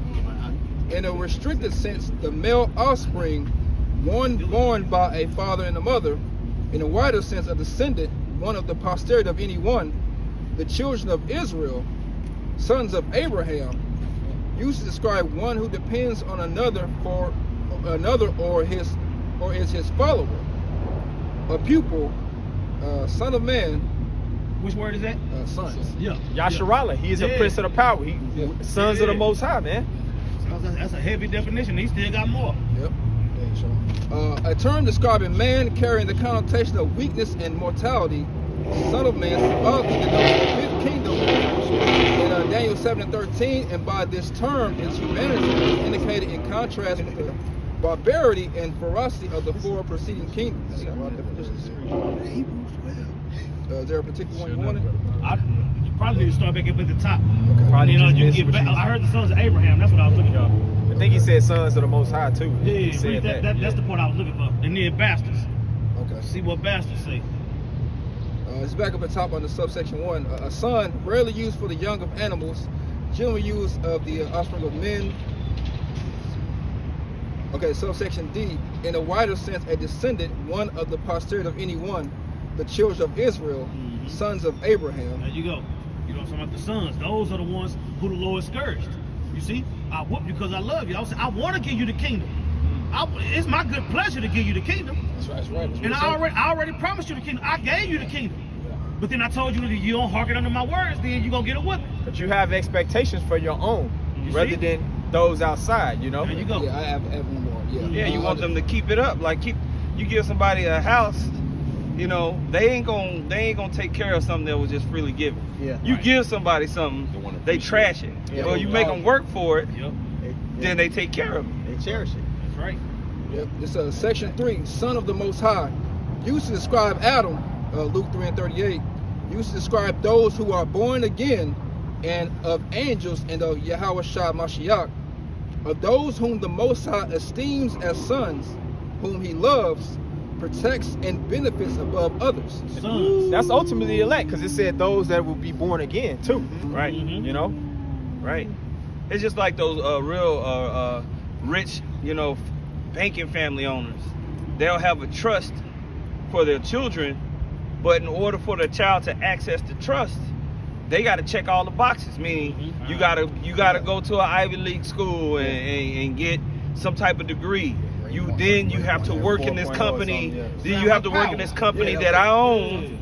Yep. And work your way up to this level, Right. then this trust gets activated, and the trust be millions of dollars. Right. So you know they be like, you know, Trying hard to get that shit. you know, or you know, you go through your years of bullshit, but they recognize, you know, the dude that, you know, the butler or whatever, telling you, hey, you know, you ain't getting this bread I'm telling you. unless you do this. Yeah. So how much more to infinity? Exactly. How much more to unlimited? Yeah. There's no limit to what we're going to have. Right. It said, freely give us, what I just read in Romans 8, it said, freely give us all things. He gave up his son, right? How shall he not, with that son, Yahweh Shai, with him freely give us all things as joint heirs? Yes. We're working to be joint heirs of a everlasting kingdom. Yeah. Don't let that go over your head. Yeah. For your bullshit in daily life. Kingdom-minded. What the elders are going into is the rite of passage. Come on, man. Right. Right? When you go through a rite of passage, to actually get through it, there's certain characteristics and ways you develop going through that rite of passage. That's it. To where at the end of it, you're mentally and spiritually equipped to take care of the house. That's right. To run the company. So Right. we're about to be given everything, like you mentioned. Forever. There's certain things that we have to develop, that we got to That's why shed. we're going through the fire. That's so why we we can did. be proven worthy. We're you being go. tested. We're being proven. You know? Yeah, getting rid of that dross. All right, that gold that you want to purify is You ain't gonna just go into that position like the elder said, man. Yeah. You gotta be proven. Yeah. So now when we get it, we've seen what the end of evil looks like, being here. And now we're going to be like, we got through that. Now we can see what the end of righteousness look like going into the kingdom. I got one. Go ahead. 1 Peter 1:6, it says, wherein ye greatly rejoice, though now for a season, if need be, ye are in heaviness through manifold temptations, that the trial of your faith, being much more precious than of gold that perish, though it be tried with fire, might be found unto praise and honor and glory at the appearing of our Lord Yahweh Shah HaMashiach. So his sons are on trial.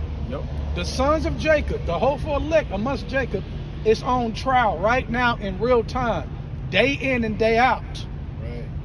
You have to remember that, because if you don't remember that, you'll think everything is for your bad because you feel bad. Right. Just because you feel bad doesn't mean it's for your bad. Mhm. Right. Just Okay. 'cause it doesn't make you feel good. Right. Don't mean it's evil. Right. But the unto world teaches you that. So that's a worldly mind state. Right. Mediocre. If it doesn't feel good, you. It can't be right. and that's why when people try to tell you, when us try to tell the people the truth, okay, for the first time, that feeling they get, they connect that with it must be evil. Yeah. Yeah. Now they don't This want to is listen. hate. Yeah. This is hate. Right, right, that's, it's hate. called, that's called worldly sorrow. Yeah. But we wish that you would sorrow unto repentance, because we Mm. all feel that in our gut when we first hear it. You feel guilty, Yeah. It's a but big you should punch. sorrow unto. Okay, so what am I supposed to do? Yeah. Right. Okay, I was doing that. That was wrong, Right. and that caused this whole ugly situation. Right. How do I fix it? Right. But a person with earthly sorrow is just don't want to hear it. No. Yeah, you know. No. But that's part of having faith and understand that your outward is going to perish, but your inward is supposed to. And you learn that Mhm. over time, how Yeah. important that is to that trial that he reading. Right. Being prepped for that governmental Yeah. role in the kingdom, man. Yeah. We ain't ready right now. That's why we having to go through this, man. Yeah. You made a point about having that faith, and I want to read this, and then we'll come back to what this brother's reading. 1 Corinthians 4:1 says, "Let a man so account of us as of the ministers of Hamashiach and stewards of the mysteries of the Most High." Did y'all read this earlier? No. I just put it at Yadakah because we was going to do a lesson about being the steward of a house. Yeah. But go ahead. Yeah, it's going into it. It says, "Moreover, it is required in stewards that a man be found faithful." It's a key component of being a steward or being a manager or being given responsibility within the house of Yahweh Bahashem Yahweh Shah, that you be found faithful. But how do you get your faith tested?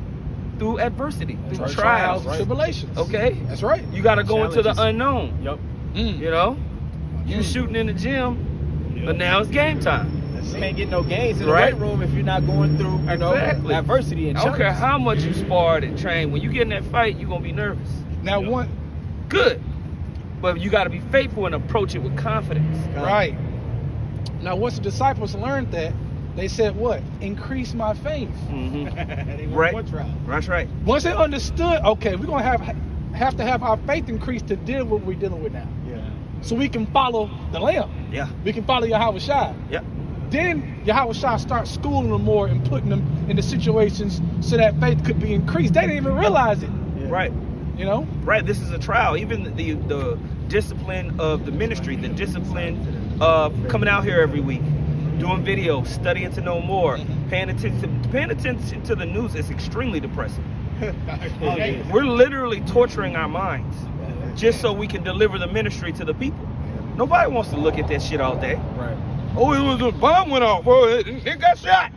Jake, wake up, 83 articles on who died. I don't want to see that shit. First thing in the morning, man. Yeah, the homosexuals everywhere.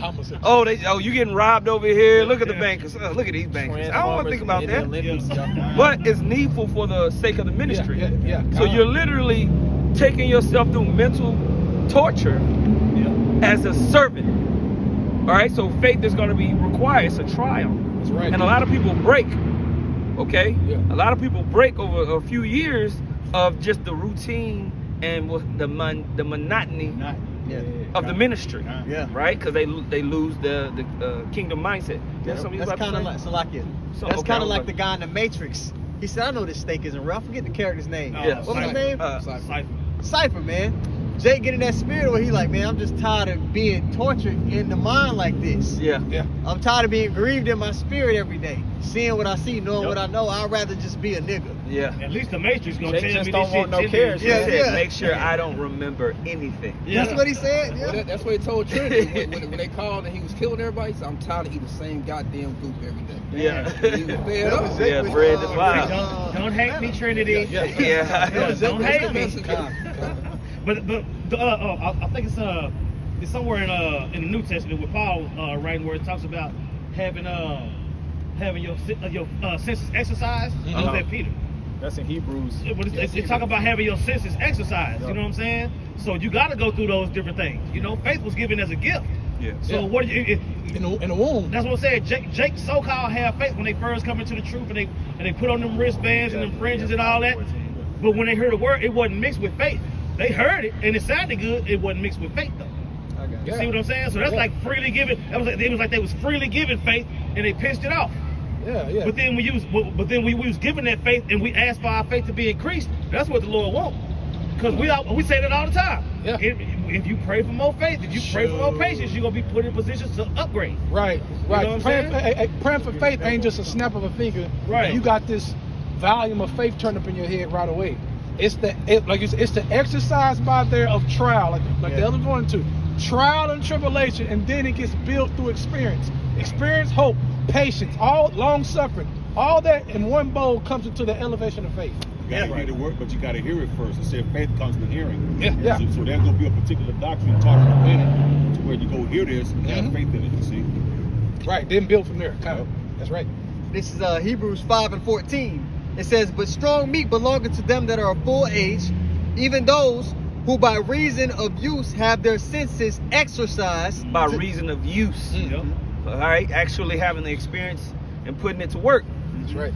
All right, go ahead. By reason of use have their senses exercised to discern both good and evil. Right. So as you with faith, utilizing this knowledge, wisdom, and understanding, your senses are exercised, meaning your acumen, your ability to discern. Don't do that. Okay, yeah, this is what I'm supposed to do. Right. You get better and better and better right. the more you put it to use. Now I want to get that word exercise that the brother just read there in Hebrews 5 and 14. The word is Strong's G11-28, gymnazo, right, exercise, gym, right? So the first one is what we all know, to exercise naked, you know. Right. The back in the ancient world, the Greeks would basically exercise or do their competitions, but booty bone naked. Right. That's why when you watch the Olympics, they pretty much ain't got no clothes on. They try to make it as close to those ancient times as possible. Cover a little bit. Right. It have just, you know, it's funny because you know Chuck Liddell, you know, he like one of those ancient gladiator types. He's a MMA fighter, and TMZ. So I guess some freaky ass gardener was spying on Chuck Liddell. He was in his house working out with his wife, but they butt booty naked in the living room. They ain't back in that Greek spirit. That lets you know they some Edomites, man. TMZ be finding all type of shit on people, man. I was laughing my ass off. But I was like, look at this Greek. Look at this Edomite. But anyway, you know, they had it blurred out, but it's still funny. But the subsection 2 is to exercise vigorously in any way, either the body or the mind, right? And so that's what's happening as we have these discourses, as we keep working and toiling in the spirit of Yahweh Shem Yahushua. You're having your senses exercised, or your ability to discern things in the spirit. You know, your spiritual spidey senses.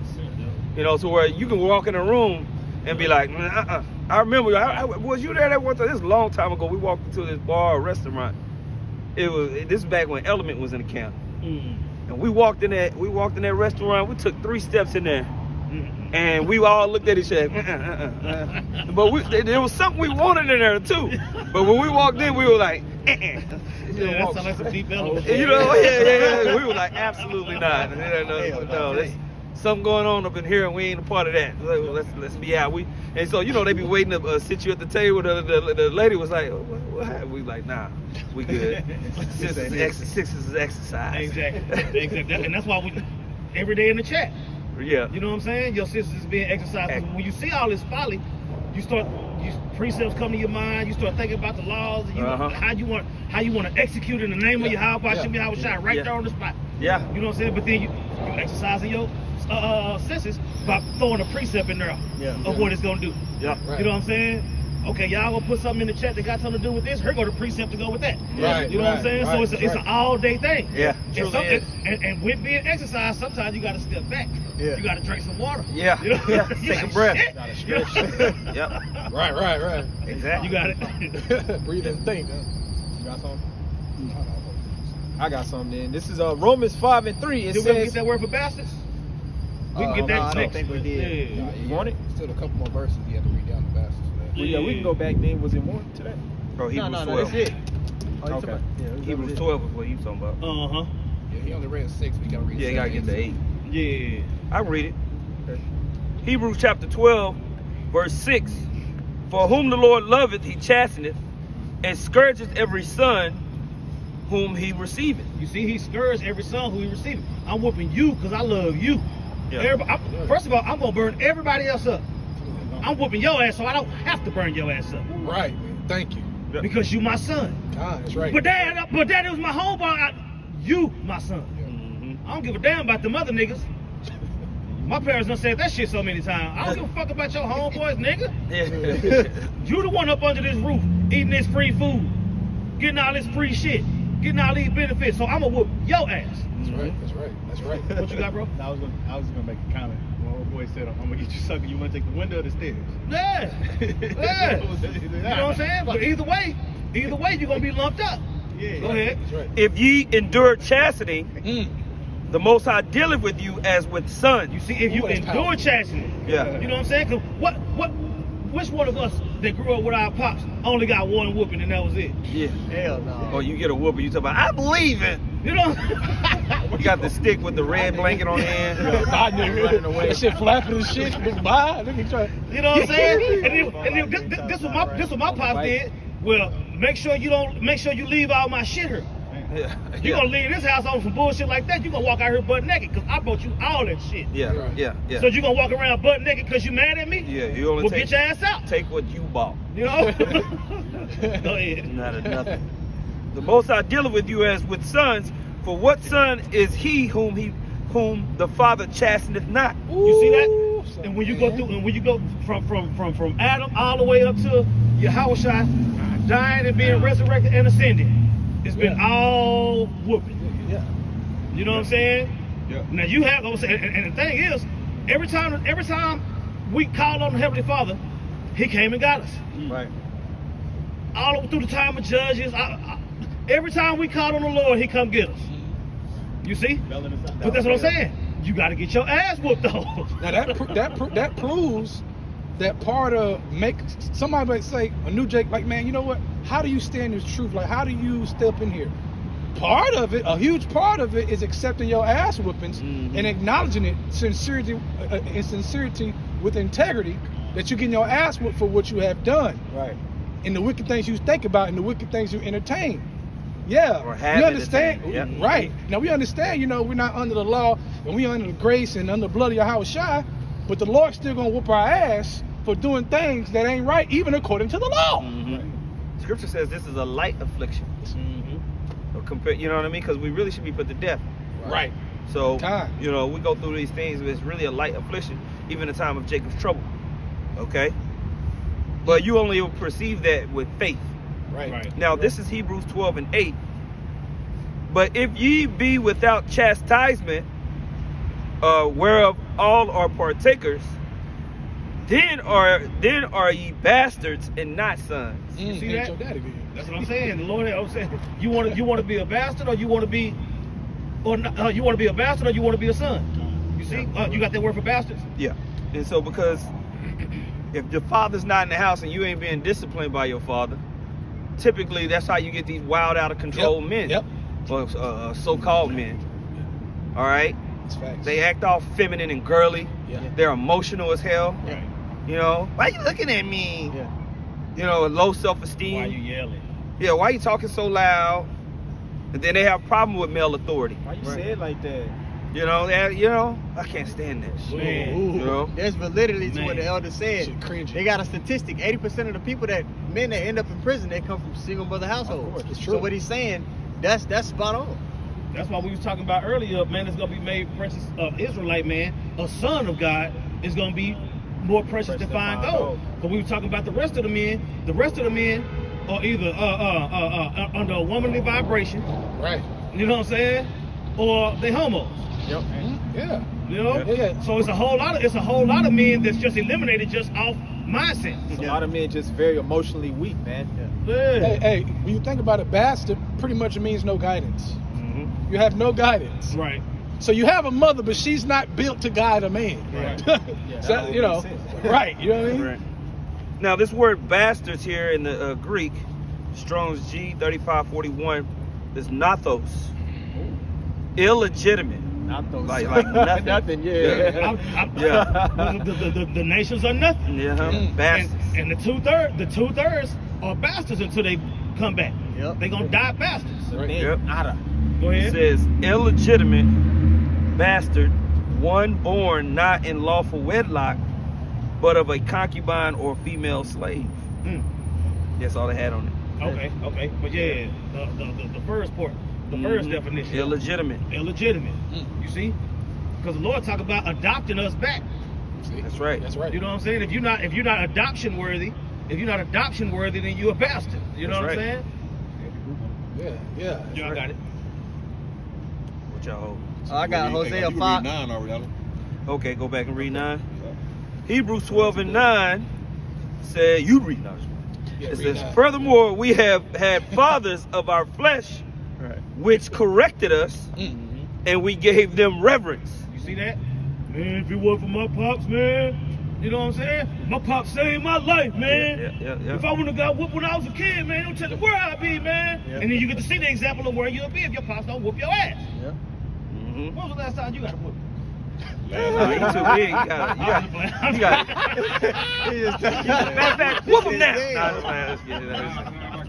He too big. Man, me and my son was dealing with this last night. You know, we had a real heartfelt conversation, and through the Spirit, he asked to come to camp. And this is what y'all talking about now. Y'all reference, man. I was shocked. That's the Spirit. You can't make this up, man. Yeah. That's the Spirit. Wow, that's heavy. But now he too big. You gotta box him now. Yeah. Okay. Last time you got a whooping, boy. Ain't no whooping no more. I told my son, I said, no, it's nothing but hands from this point forward. Hands team. Right. Be handsy. Too big. All right. So Like this match. Fucking right back in the head. it says, furthermore, we have had fathers of our flesh which corrected us, and we gave them reverence. Shall we not much rather be in subjection unto the Father of spirits and live? Come on, Because man. now it's spiritual. Big difference. Because we're being reborn. So that's why we was bastards of the flesh. Now we're being reborn through the Spirit. Yeah. Now He's chastising us. You see, this time is spiritual. Yeah. And he said, and live. When you go out into the world and you had that father figure or somebody that was to show you the ropes, you start to realize the situation's like, oh, if I didn't learn this lesson, I could have fell victim to these traps. Yep. You start to see your friends that didn't have that guidance, Yep. where they end up, and you're like, damn. Because it's going to happen. You avoided a lot of nonsense. You realize the value of that guidance that you got. But how much more the Father of spirits. Yeah. The Father of spirits And live. Because if you endure the chastisement and you have that integrity, now He's watching over you with the armies of heaven. Yeah. Wherever you go, is He not going to watch over His Son while He's chastising your ass? Yeah. And you are in real time accepting it? Yeah. Yeah. Come on, man. That's what comes with accepting the That's right. chastisement. It's protection. Why He's whooping your ass? That's right. He's the only Come one on. that can get it. Real talk. Look at Satan. Come on. I got a precept if nobody else does. Bring it out. Okay, I What had you one hold? too, but I okay. had the Proverbs inspired of the chastisement of the Lord. That's good. Proverbs 3:11. My son, despise not the chastening of the Lord Yahweh Shem Yahushua, neither be weary of His correction. Woo! Yeah. Worry goes back into pretty much you losing faith. Mm-hmm. You know, you're losing the mind frame of this. You're on trial. I'm guiding you, son. Don't think because I let this happen to you. Yeah, why wouldn't Look I want at my it. son to do well? Yeah. Like, I'm getting on you because I want you to do well. Right. Keep that in your head versus the ouch and ooch and you about to lose it. Yeah. You know, I mean, I don't want to. Man, what's the point? I don't want to go to camp. Shit, the Lord ain't with me no more. Yeah. No, you don't tie. He's whooping your ass that He's not with you, unless you just flat out just in the world for real. But if you really sincerely believe, you have to believe that He's doing it for the betterment, for you to get to the chariot. It's all about getting change, man. Right. Go ahead. I just want to say this, reference what the preacher once said about sports. When you're the best player or the coach see potential in you, then he owe you a lot more. But your then ass. everybody done seen that one or two guys that you know they ain't really got a chance to make a team. They ain't even beat team. The coach don't give a damn about what They be stumbling and bumbling. Yeah, they Oh, for real? All they see is 5 fouls. Yeah, I said, 5 fouls. Coach, Yeah. they fuck around with other equipment that's in the team and shit. He don't give a damn. Man, we used to have this player in basketball. His name was Vernell. His name was Vernell, man. That dude was trash, bro. He never got in trouble for all the crazy shit he did. He get in there trash time. So it'd be like we be up by like 20 something. It's a few minutes left. And Vernell get in the game. He goes hot. And he traveling. Coach ain't saying nothing, bro. Throwing bad passes, shooting, not doing the play. I remember one time he got the ball because he don't know. Bro, I can't remember where he was at on court. But everybody could see that he was about to take the shot. And I remember he'd go up to take he would shoot like this. It was funny because he would do his hand like that, so he would shoot. Right? And so we in the game. He go to shoot, and the point guard go, hell no, now. He shot that bitch anyway. Went right off the backboard, bro. But hey, he was a bastard. You know what I'm saying? Right. It don't matter. He illegitimate. He didn't even care about He this. said, hell no, now. Shit, I'm shooting. Eating nachos and shit in the Yeah. game. He playing around the second row of the bench, and coach ain't worried about him telling him to pay attention. He was a cool dude, but he just didn't have me. That's 2/3. You got niggas that's cool in the world, but you just like, nah, you just don't got it, bro. You just don't got it. More time to zero potential in them guys. Yeah. They ain't got it, man. Yeah. Oh man. It's verse 12. For whom the Lord loveth, he correcteth. Come on, see, that's the point that Jay got to focus on. I whoop The you 'cause love. I love you. That's right, man. This whooping gonna hurt you more than it's gonna hurt me. Right. Mhm. Go ahead. Even as a father, the son in whom he delighteth. Ooh. Right. Read that last part one more time. Even as a father, the son in whom he delighteth. So he's beating your ass because he delights in you. Right. He sees something that he know he put in you before the world began. Right. He already know what's in you. Yep. So now he's grabbing it out of you. Okay, you coming out of the world. Now he got to grab it out of you for you to see what he put in you in the first place. Yeah. That takes some tribulation. That takes some experience. I said it backwards. Your parents say, this gonna hurt me more than it hurt you. Right. Because they gave you everything that you need to not have to get this whoop. Yeah.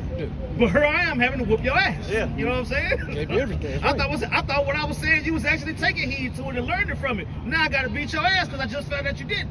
Yeah. So it's gonna hurt me more than it's gonna hurt you. It's gonna hurt me for me even having to whoop you. Yeah. You know what I'm saying? But the Heavenly Father said, no. It pleased him to bruise your house, because it was a bigger purpose. Yeah. You see how much more his thoughts are than ours? Yeah. Way beyond. That's When right. you whoop your son, it hurt me more than it hurt you. Yeah. No. It pleased me to bruise you because I know the end result of this ass whoop. Yeah. You know? He in the spirit, the Lord in the spirit, I'm gonna get a return on my investment. Yeah. Yeah. He said, for my name's sake. Yeah. Come on now. For my name's sake. You ain't finna mess my name up. Right. Shit. Yeah, I'll wipe your ass out and start over. My man. junk still work. Mhm. You see? I got this real quick. Sit and ask for the heck. This is Sirach 30:1 in the GNT. A father who loves his son will whip him often so that he can be proud of him later. You see that? You see that? You see the difference between a man that have that and a man that don't. Right. Whether you carnal or in the spirit. Yeah. You got it? If a son is disciplined, he will be of some use, and his father can boast of him to his friends.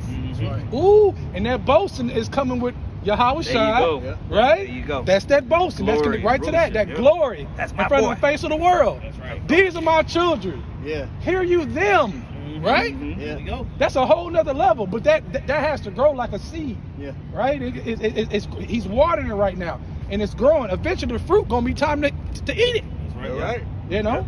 Just if I can say this, it's like we compared, being subject, being subject to your father, and then subject to the father, the spirit, and live. Yeah. Well, think how those, like Tiger Woods' father. Oh, yeah. Yeah. Proud as hell. Yep. Yeah. You know, I watched the Barry Sanders documentary. Oh yeah, yeah. Oh, Barry Sanders dad was elated to But he John was a- Morant father. Yeah. Like how he acted with him. John Morant father. So, be out so there. to have a son that you brought up in discipline and you see the success he had, that makes you proud as hell as a father. That's right. Man, So that's let's think right. how much more so the Heavenly Father, you know? Right. God. Yep. Yeah, he right. told him. Yeah, he told Barry said, "You the third best. Yeah. Jim Brown, me, then you." That's what he said? Yeah. That's funny. This is a good documentary on why I Ron. Yeah, I'm proud. That's a good ass documentary. Third best. But he was a humble man. Barry Sanders was humble, Big man. time. Real humble. Big time. He had it. He Yeah. had every right to Cold, beat his cold, chest to too. jump Right. in the crowd and Right. make up dances. He, Right, Go back to the sideline. Touchdown, get a football to the ref. that's it. That's it. Anyway, it says anyone who gives good guidance to his son can not only take pride in him amongst his friends, but he can make his enemies jealous. While the father, The nations? yep, Go ahead, that's go ahead, right. go ahead. While the father is alive, the sight of his son makes him happy, and when he dies, he has no regrets. He is not really dead because his son is like him. Man. He has left someone to take vengeance on his enemies and to return the favors he owes his friends. You see that? That's going into the transition from King David to King Solomon. You know what I'm saying? When Solomon, as Yahushua came, that was a prelude to the kingdom. Yep. You know what I'm saying? His father David did what needed to be done and died in peace. Yeah. You know what I'm saying? Because he had somebody to sit on his throne. That's what the whole throne of David is about. You know what I'm saying? So when Yahushua ruling on the throne of David, you got to be able to put that together. Yep. You know? Right. It says, but anyone who spoils his son will have to bandage his wounds. His heart will stop every time he hears a shout. An untamed horse is going to be stubborn, and an undisciplined son is no different. If you pamper your child and play with him, he will be a disappointment and a source of grief. All your riches will come to naught. Everything that you built and established, He'll waste it. he's gonna waste it. You He love gonna to fuck show it up. Game of Thrones. I forget the little. Is it Jeffrey? The little boy, the blonde boy. Joffrey, yeah. Joffrey. Yeah. Joffrey's a perfect example of that Yeah, scripture, a man. spoiled ass kid, man. Yeah, you just got it. But when you watch the House of Snow, they were well tutored. Yeah. They understood the family traditions. The men were groomed to be like their dad, Robb Stark. Yeah. And they had personal tutors that was teaching them. They would lay out the kingdom. Hey, what's this kingdom? Yeah. Who rules it? Yeah. What do they do? Yep. What's this kingdom? Who rules it? Yeah. Who's their sons? Yep. They have to recite the kingdom now. Boom, boom, boom. They've been trained up Yeah. to rule. So when Robb died, the three sons, they low key was kind of ready. They was on point. Even the bastard was ready. Yeah. You know what I'm saying? Yeah. Jeez. Yeah, even the bastard was ready. Jon Snow, he was ready, low key, because what? He was groomed underneath that house. You know. Right. And so that's how you are with your seed. You training them up, you discipline them, you keeping them out the way. Certain things you let your son do or you don't let your son do is to develop discipline in them, man. Yeah, you can give them all these things, but do you give it to them? No. You make them earn it. That's right. You know, get a job. Get out of my room. You know, Right. Get the Right. hell out of my room. Shit. right? It says, laugh with him now, and one day you will have to cry over him, grinding your teeth in regret. Don't give him freedom while he is young, and don't overlook what he does wrong. Whip him while he is still a child, and make him respect your authority. If you don't, he will be stubborn and disobedient and cause you nothing but sorrow. So discipline your son and give him work to do, or else he will be an embarrassment to you. Right. You know, so that's good advice, man. Man, great You know? advice. That's great advice. And all of us that remember our fathers or our granddads, they were hard men. They were hard men. Those are that's how you have a posterity. The key, you know. I got one. This is Proverbs 22:15 in the NLT. It says, a youngster's heart is filled with foolishness, but physical discipline will drive it far away. Physical. Yeah. Okay, not just time out. I hate when women try to come in and just give them time out. Just gotta talk to him. Man, you don't understand how to discipline the kid. You don't. That's not your role. You don't know how to guide this thing. Yeah. You give women time out. You get sons deep knuckles. Yeah. Right. You get, like you said, give them work to do. Go wash the car. Go mow the line. Go chop some wood.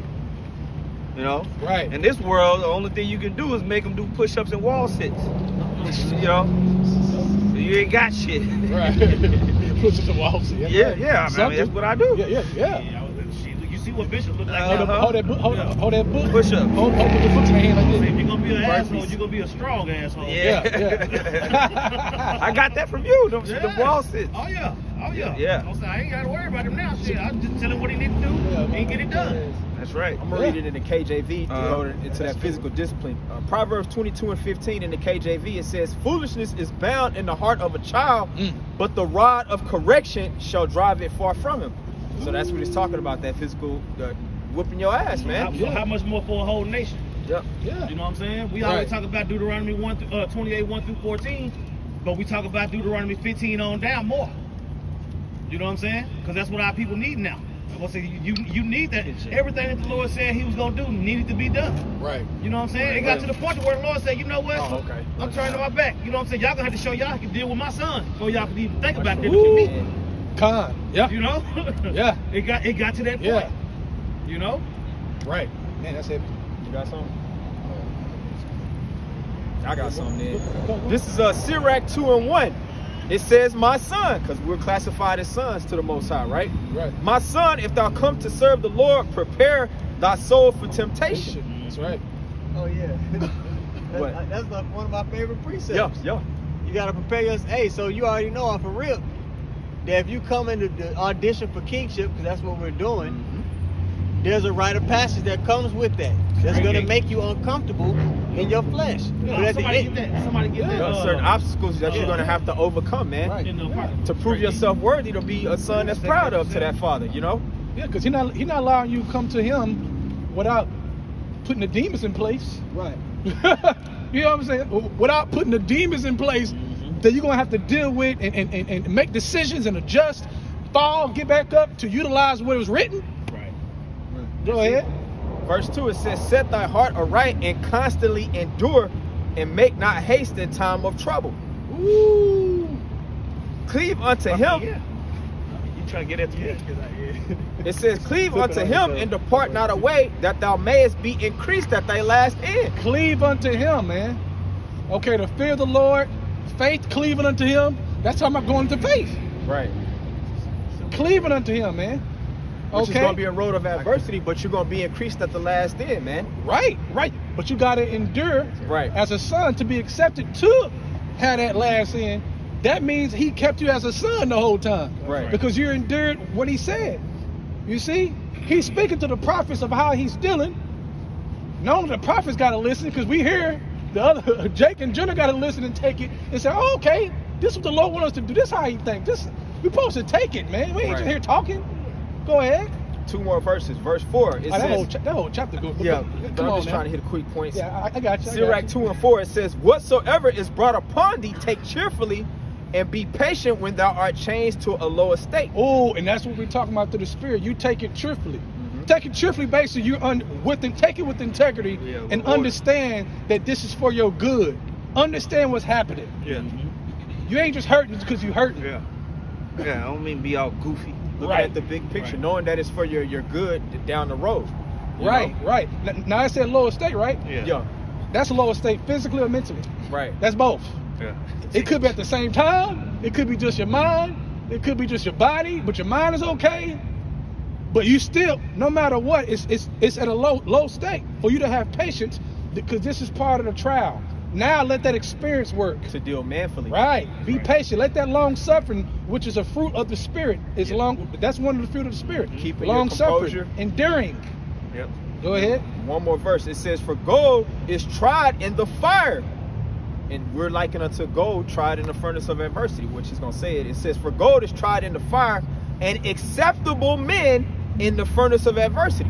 So we're trying to be accepted of the Most High. That's right. It says, "Acceptable men in the furnace of adversity." That's Anything great, you're going to have to go through a level of adversity.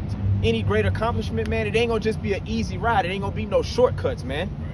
You know, for something that's of a weighted value, you know? Now, where do we understand that at? reading about Yahushua's journey. You go back to Yahushua's journey. Was that easy? Man. Come on, hey, Yahushua was praying to the Lord like, look, Lord, if look, okay, look, man, hold up now, like that wasn't easy, and that was Yahushua. He was looking for Ask Yahushua. When you think about Shadrach, Meshach, and Abednego, you know what I'm saying? Man. They knew they was going to get burnt to death. Man, But they walked into the fire, praising the Lord, and he showed up. Yep. He showed up. I don't know what else you need. You know what I'm saying? Showed, hey, bro, showed up and showed out. Come on now, how you ain't getting burned? All that fire. Yeah. They called on those. That's crazy. When you read down in that chapter, they say who had been confounded. They called on the name of the Lord. You see? So if you can't put all that together, man. Come on, man. Hey, it is what it is, man. We gotta trust that he's dealing with us as sons, man. Right. And that he always has our best interests at heart, man. Yeah, I got a Jake precept trusts more real in an quick. empty bag. This is 1 John 3:1. Behold, what manner of love the Father hath bestowed upon us, that we should be called the sons of God. Therefore, the world knoweth us not, because it knew him not. Man, what manner of love.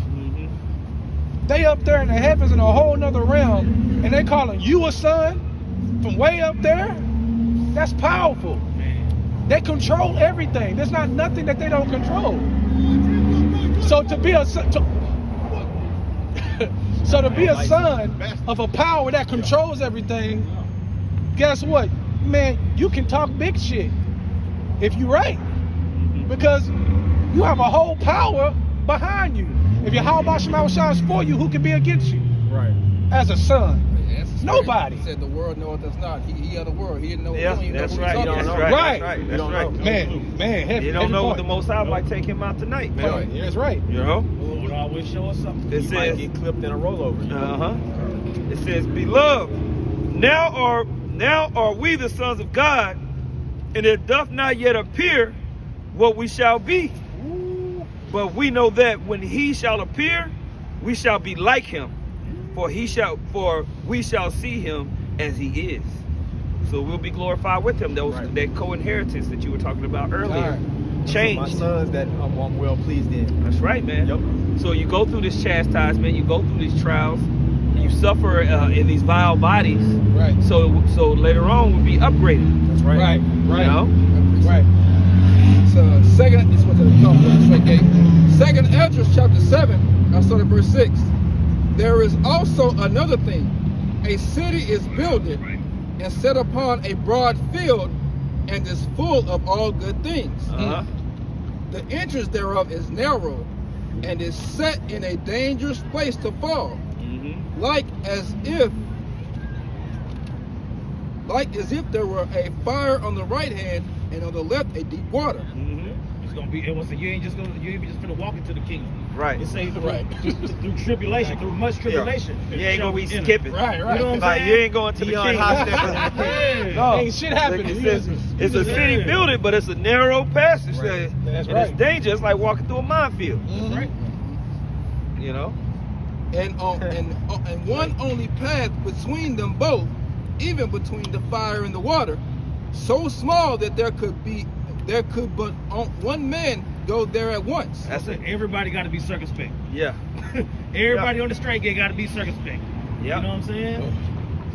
Every man has to walk his own walk Yep. too. Yep. That's right. Seek ye out your own salvation, like the scriptures say. So you're gonna have to walk that path. You can be encouraged. Somebody can say behind you or in front of you, come on, you can do it. Yeah. But you're gonna have to walk that path. I'm telling Right, you, for it's real. like the Squid Game. Yeah, You know what I'm saying? It's like the Squid Game. Shit, one false move, your ass out of there, Yeah, bro. Yeah.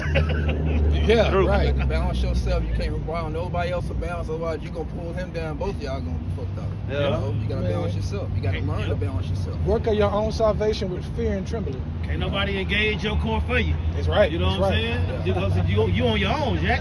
You know what I'm saying? When you like this, Yeah.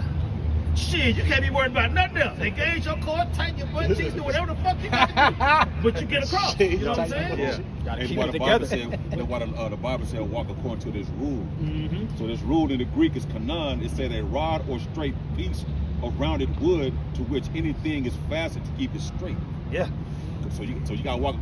Just the rule you gotta walk, so it's tight. So this was going to keep you balanced. And that's why I said wisdom and knowledge shall be the stability of thy time, to Stable. keep you balanced and stable within that straight gate, even though you got all these dangerous situations around you. The valley of shadow of death is getting darker and darker every day, all the way up to Jacob's trouble. So that's how you know wisdom and knowledge shall be the stability of the time. The fear of the Lord is his treasure, man. Okay, work out your own salvation with fear and trembling, so that He gonna keep you stable. That light. See, a lot of times they veer off that straight line because they can't see. You see what I'm saying? It's too dark for them to see what's in front of them. They ain't got no more light. Yeah. You know, to guide them. Or their path, or their path is overthrown with thorns. Yeah. Which is sin. God, You know? that's right. Like it talks about in 2nd Ezra, the 16th chapter. You know? Verse 9. If this city now were given unto a man for an inheritance, if he never shall pass the danger set before it, Yep. how shall he receive this inheritance? Yep. So if your father left you a kingdom, a masterful inheritance, he said, son, in this land, it's got everything you need. There's mansions, vehicles, riches, rubies, diamonds, gold. Yeah. It's got all the food that all the food that you know, whatever favorite food that you want to eat is there. And this is how you get there. And you get down to the outside of the city, and you see this passageway, and one side is fire, lava pit, and then on the other side is deep water with sharks and everything. Fins. You gonna be like, You got fins coming by. go. You know what I'm saying? Yeah, you gonna go. I was saying, but think about it. I was saying, with the creation story, everything was created. Then Adam was given order to be able to rule that he was just given the kingdom. You see, Solomon, Yeah. King David went through all those wars and all that, and the kingdom was given to Solomon. It looked like it though. Yahushua went through that straight gate to get the kingdom. So you see the difference between those three parallels. Kind. You know what I'm saying? When it's given to you, when it's given to you versus whether you work for it. Yeah. It wasn't forever until Yahushua worked for it. You see? So, hey, that goes for all of us. Incarnation after incarnation. Captivity after captivity. You see? But now we're to the point to where we actually working for it. You know? Yeah. That's right. That's right. Acts 14:21.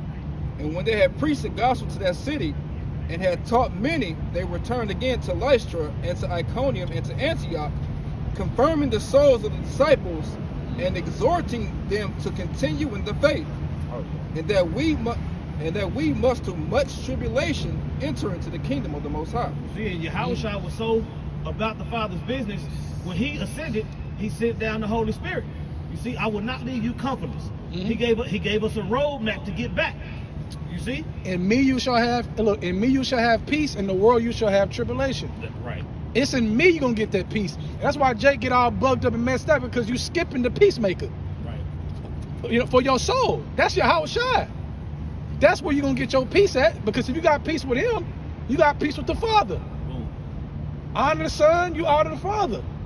So right then and there, we understand this world can't offer us shit. But disappointments, delusions, okay, you think something going good, that shit gonna fail like a motherfucker. It's the truth. The shit gonna fall, because that's not where the peace is at. This is not our rest. Jay gotta remember, it's your Yahushua. So all those Jakes out there, y'all talk about your Yahushua too much. What about the Father? Well, you can't talk to him without your Yahushua. Right. You idiot. Yep. Those are the facts, man. I can't stand these Jakes keep trying to skip over your Yahushua. When he came down and died like he died, you gonna skip over him. Yeah. Who are you? They gonna find out. Right. They gonna find out. Got that precept. They mentioned earlier that this is a light affliction because we deserve death, right? Right, that's right. 2 Corinthians chapter 4, verse 17. For our light affliction, which is but for a moment, worketh for us a far more exceeding and eternal weight of We glory. was talking about that earlier. Yeah. Weight. Oh, a weight of glory. A weight of glory. Even if you don't think about the mansions, the land, the gold, this, just being perfectly righteous is unbelievable. That's what's gonna By bring all itself. that other stuff. That's what's gonna bring all that other Right. stuff. So to be perfect and be changed, that's enough. Right. But the Lord's That's gonna facts. take it way further than that, and it's gonna be like, so this is our life forever? Then how's I gonna say, I told you I was coming back? I was building some stuff up there. Y'all thought I was playing? Mhm. Come on, man. It's a weight of glory, a drop. I'm gonna say, like I said earlier, to the spirit, one drop of an ocean is like 1,000 years to the days of eternity. You're never going to die, so the weight is bigger than you think. You can't imagine. You can't even break down that weight, man. That's what you said. All the other stuff is cool, but just to have that peace of mind. Come To on. not have a doubtful Yeah, no thought, more a worry. sinful thought, no worry. That's unbelievable. Anguish, Yeah. anxiety. Yeah. Just to not have that. Deuteronomy 28, 1 through 14 did not go away. Like you was It's when you just- was a it's child, just on carefree. pause. We're You know gonna what go I'm back to saying? that. That's right. I That's said, right. the Lord told us that. He was like, look, if you listen to me, if you do what I said, that's why transgression of the law. You Yeah. know what I'm saying? Transgression of the law is sin. Yeah. So the Lord gave us the law to know what not to do, Yeah. to be able to get all that other stuff. You know what I'm saying? Con. So when you down and out and you feeling all busted and disgusted, man, you better read that. You better find something to read. Read For these. real. Yeah. You know, read, Yeah. do these. Yeah, you know what I'm saying? You gotta go back to the water when you're thirsty, man. That's right. That's right. Period, point blank. That's right. Oh yeah, I'll read again. 2 Corinthians 4:17. For our light affliction, which is but for a moment, working for us a far more exceeding and eternal weight of glory, while we look not at the things which are seen, but at the things which are not seen. For the things which are seen are temporal, but the things which are not seen are eternal. That's right. See, you got Jake chasing the bag. You got chasing the bag when your house side says store up your treasures in heaven. That's right. You got to figure out the difference between those two, man. That's right. You know? Yeah. You know, so now when you come into this truth and then you go into the world, you going into the world with riches. You see? Right. But you also understand what's gonna come with that physically in this flesh, but spiritually, we die all day long. You know, every day you're gonna see something. Every day you're gonna see something that make you want to leave this place. But every day you getting more and more wise because you keep going back to the scriptures. That's right. When you get to the point where you done seen too much, I would say precepts start flying through your head every time you see some bullshit. You know what I'm saying? Yeah. Every single time you see some bullshit, precepts get to flying through your head. That's the balance. That's right. So you don't succumb to the bullshit. You know what I'm saying? Okay, well the Lord said he gonna do this with these people. The Lord said he gonna do this with these people. The Lord said if I just wait, he'll take care of it. Cast your burdens upon the Lord. That's right. You see how the Lord keep on moving the field goal post so we can win? He consistently moved the finish line back so Israel can cross it. It don't matter the whole race. Esau think he just gonna run through and go. He think he gonna beat his chest going through the finish. No. That finish line gonna get moved every time he think he got it. Yeah. You see, and now we're coming to the point where he finna get thrust through. Yeah, he digged the pit. And He ain't gonna fall finish in. this race. I got a quick precept though. Blow up the stadium. Yeah. You know? This is Psalms 31 and 19 in the NLT. It says, how great is the goodness you have stored up for those who fear you. You lavish it on those who come to you for protection, blessing them before the watching world. Man. See that? You hide them in the shelter of your presence, safe from those who conspire against them. You shelter them in your presence, far from accusing tongues. Man. Praise the Lord, for he has shown me the wonders of his unfailing love. He kept me safe when my city was under attack. I'm saying that's all that spiritually, that's going into the scriptures, getting into the scriptures, and physically it's gonna play out to where when this place is going to shit, we're gonna be protected. Right. Or will we endure to the end? I said, the Lord said, look, if you just keep my word, I got you. Right. I go into Revelation 3 and 10 every time I get a chance.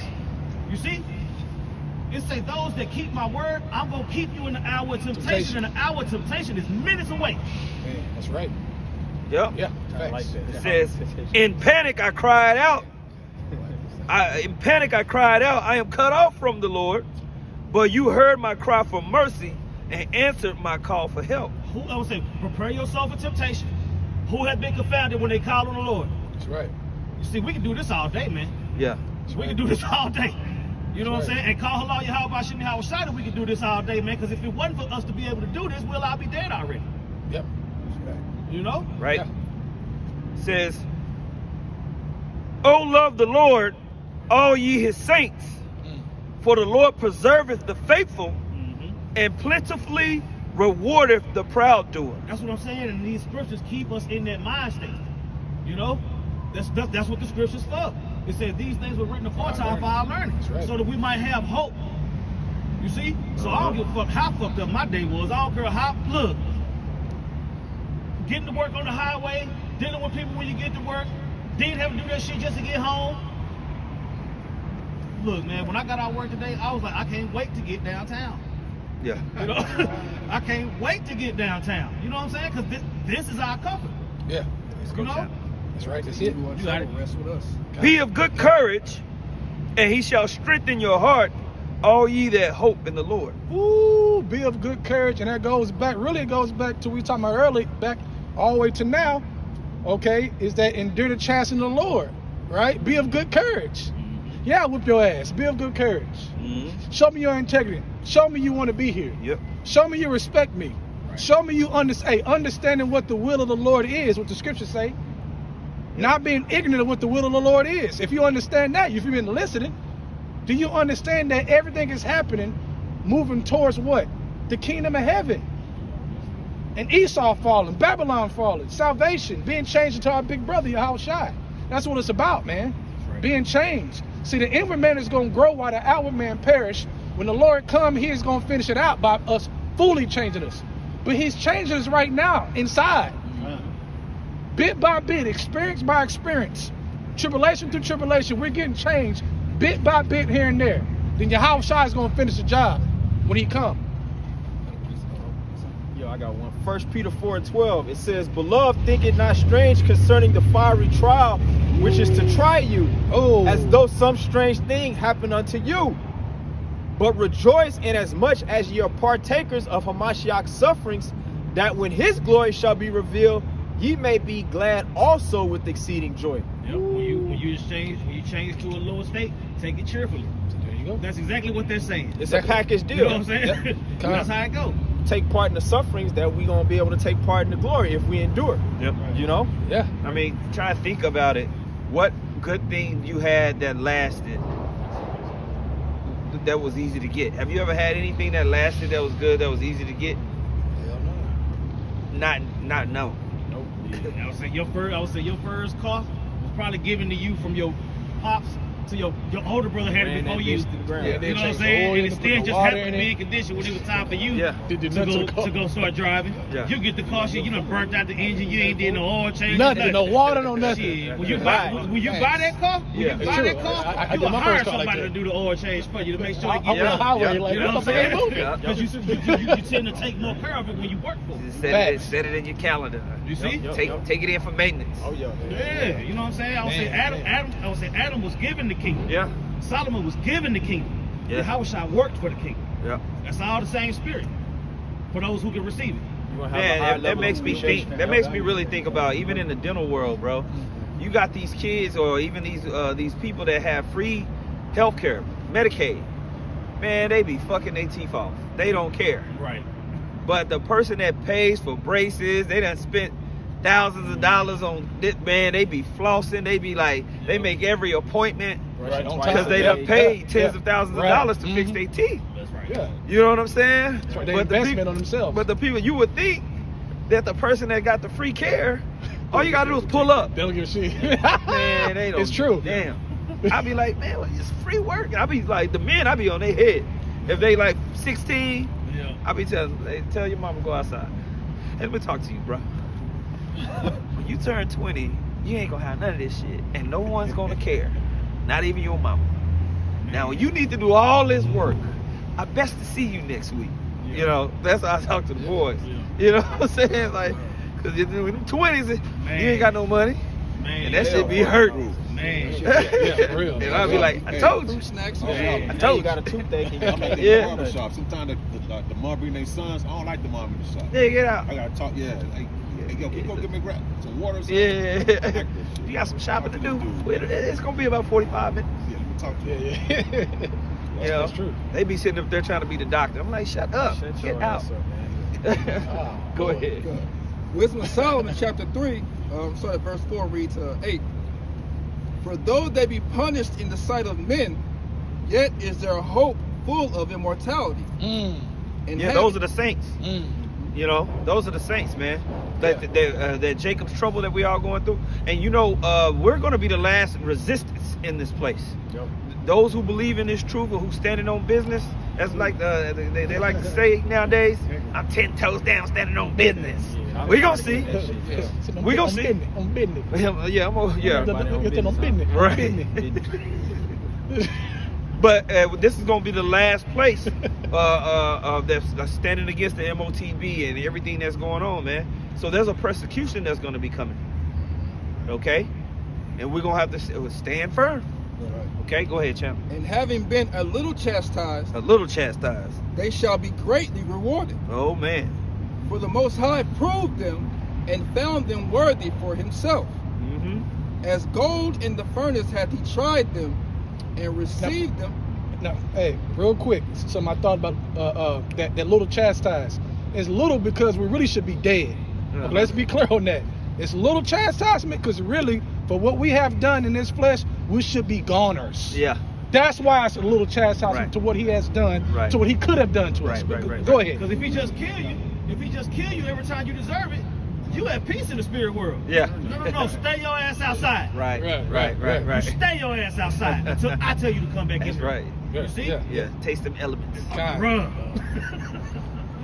As gold in the furnace hath he tried them and received them as a burnt offering. And in the time of their visitation they shall shine and run to and fro like sparks among the stubble. Yeah, that's those glorious bodies, man. We're gonna be changed. All right, in the twinkling of an eye. Yep. In that last trump, we're gonna be changed and upgraded. Go ahead. They shall judge the nations and have dominion over the people. And it makes you think about what Dragon Ball Z when they fighting, and all you see is them Sparks. It's like little sparks going here and there. You know, I can't even see them, and they like, man, we can see them. They get it in. Right. Right. They shall judge the nations and have dominion over the people, and their Lord shall reign forever. Right, and that's that rulership back, like you was talking about during the time of Adam. We're gonna be reestablished as the kings of the earth, as it was supposed to be during the time of Adam. Okay, and proceed to rule in righteousness over the whole earth. And it's just like you said, that's a really, really cool idea. I mean, just to think about it is like, damn. Right. You know, all industries are going to be corrected. All right, so the way the water industry is ran is going to be changed. The way schooling is ran is going to be changed. All the institutions that govern the world now is going to be turned into a righteous institution, and it's going to be delineated how the Most High wants it to be done. From the heavens. From the heavens. So how we clean our water, from how we do banking, from how we do all types of merchandise and how it's ran, okay? How we do our crops. All right, how we manage animals, okay? How buildings are going to be constructed. Everything is going to be beautified through righteousness. And we're going to be given the order to do it, man. Come on. All right? Trusted son. Right, our modes of transportation. Because there's something unnatural, even now, our modes of communication. Social media and the ability to see something all the way across the world. There's something unnatural about that. I always thought that. You don't need to know what's going on over there in that jungle that you 5,000 miles away from. Right. True. You know what I mean? What you gonna do? Yeah. Nothing. You know what I'm saying? It's just something about it don't seem right. I don't know, but you know, we'll find out how to govern that when the Lord comes back. You know? Right. Gotcha. Anybody else? Yeah, this is Wisdom of Solomon 6:24. But the multitude of the wise is the welfare of the world. Woo! And a wise king is the upholding of the people. That's right. So to be electing the power, that's going to be the governing and the welfare, the well-being of the whole world, man. The earth, all the resources, the animals, everything included, man. Yeah. But you know, like when you read up, it starts with discipline. It starts with getting everything in order. That's right. Right? That's the first part of love is discipline. That's right. And you know, obedience comes through discipline first. The earth is going to have to be disciplined. All right, you take it easy, man. All right. Anybody else? You got. All right. I love you so much. Okay, my bad. All right.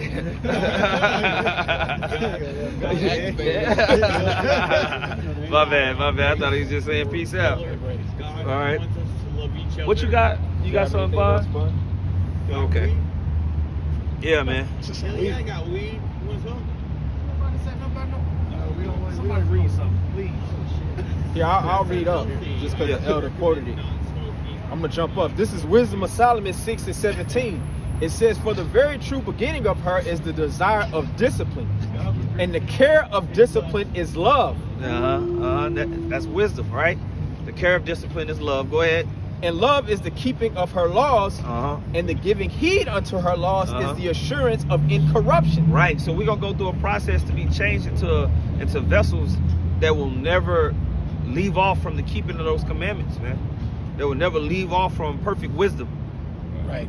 which leads to perfect judgment, which leads to righteous outcomes, which leads to prosperity and immortality. Okay? Pure success. Yeah. Pure victory. All right. That's right. 2 more verses. "And incorruption maketh us near unto the Most High. Therefore the desire of wisdom bringeth to a kingdom." Ooh. Bring him to a kingdom. And that's what we're fighting for, man. That's right. That's And right. you're gonna be chastised through that process, disciplined through that process to get there.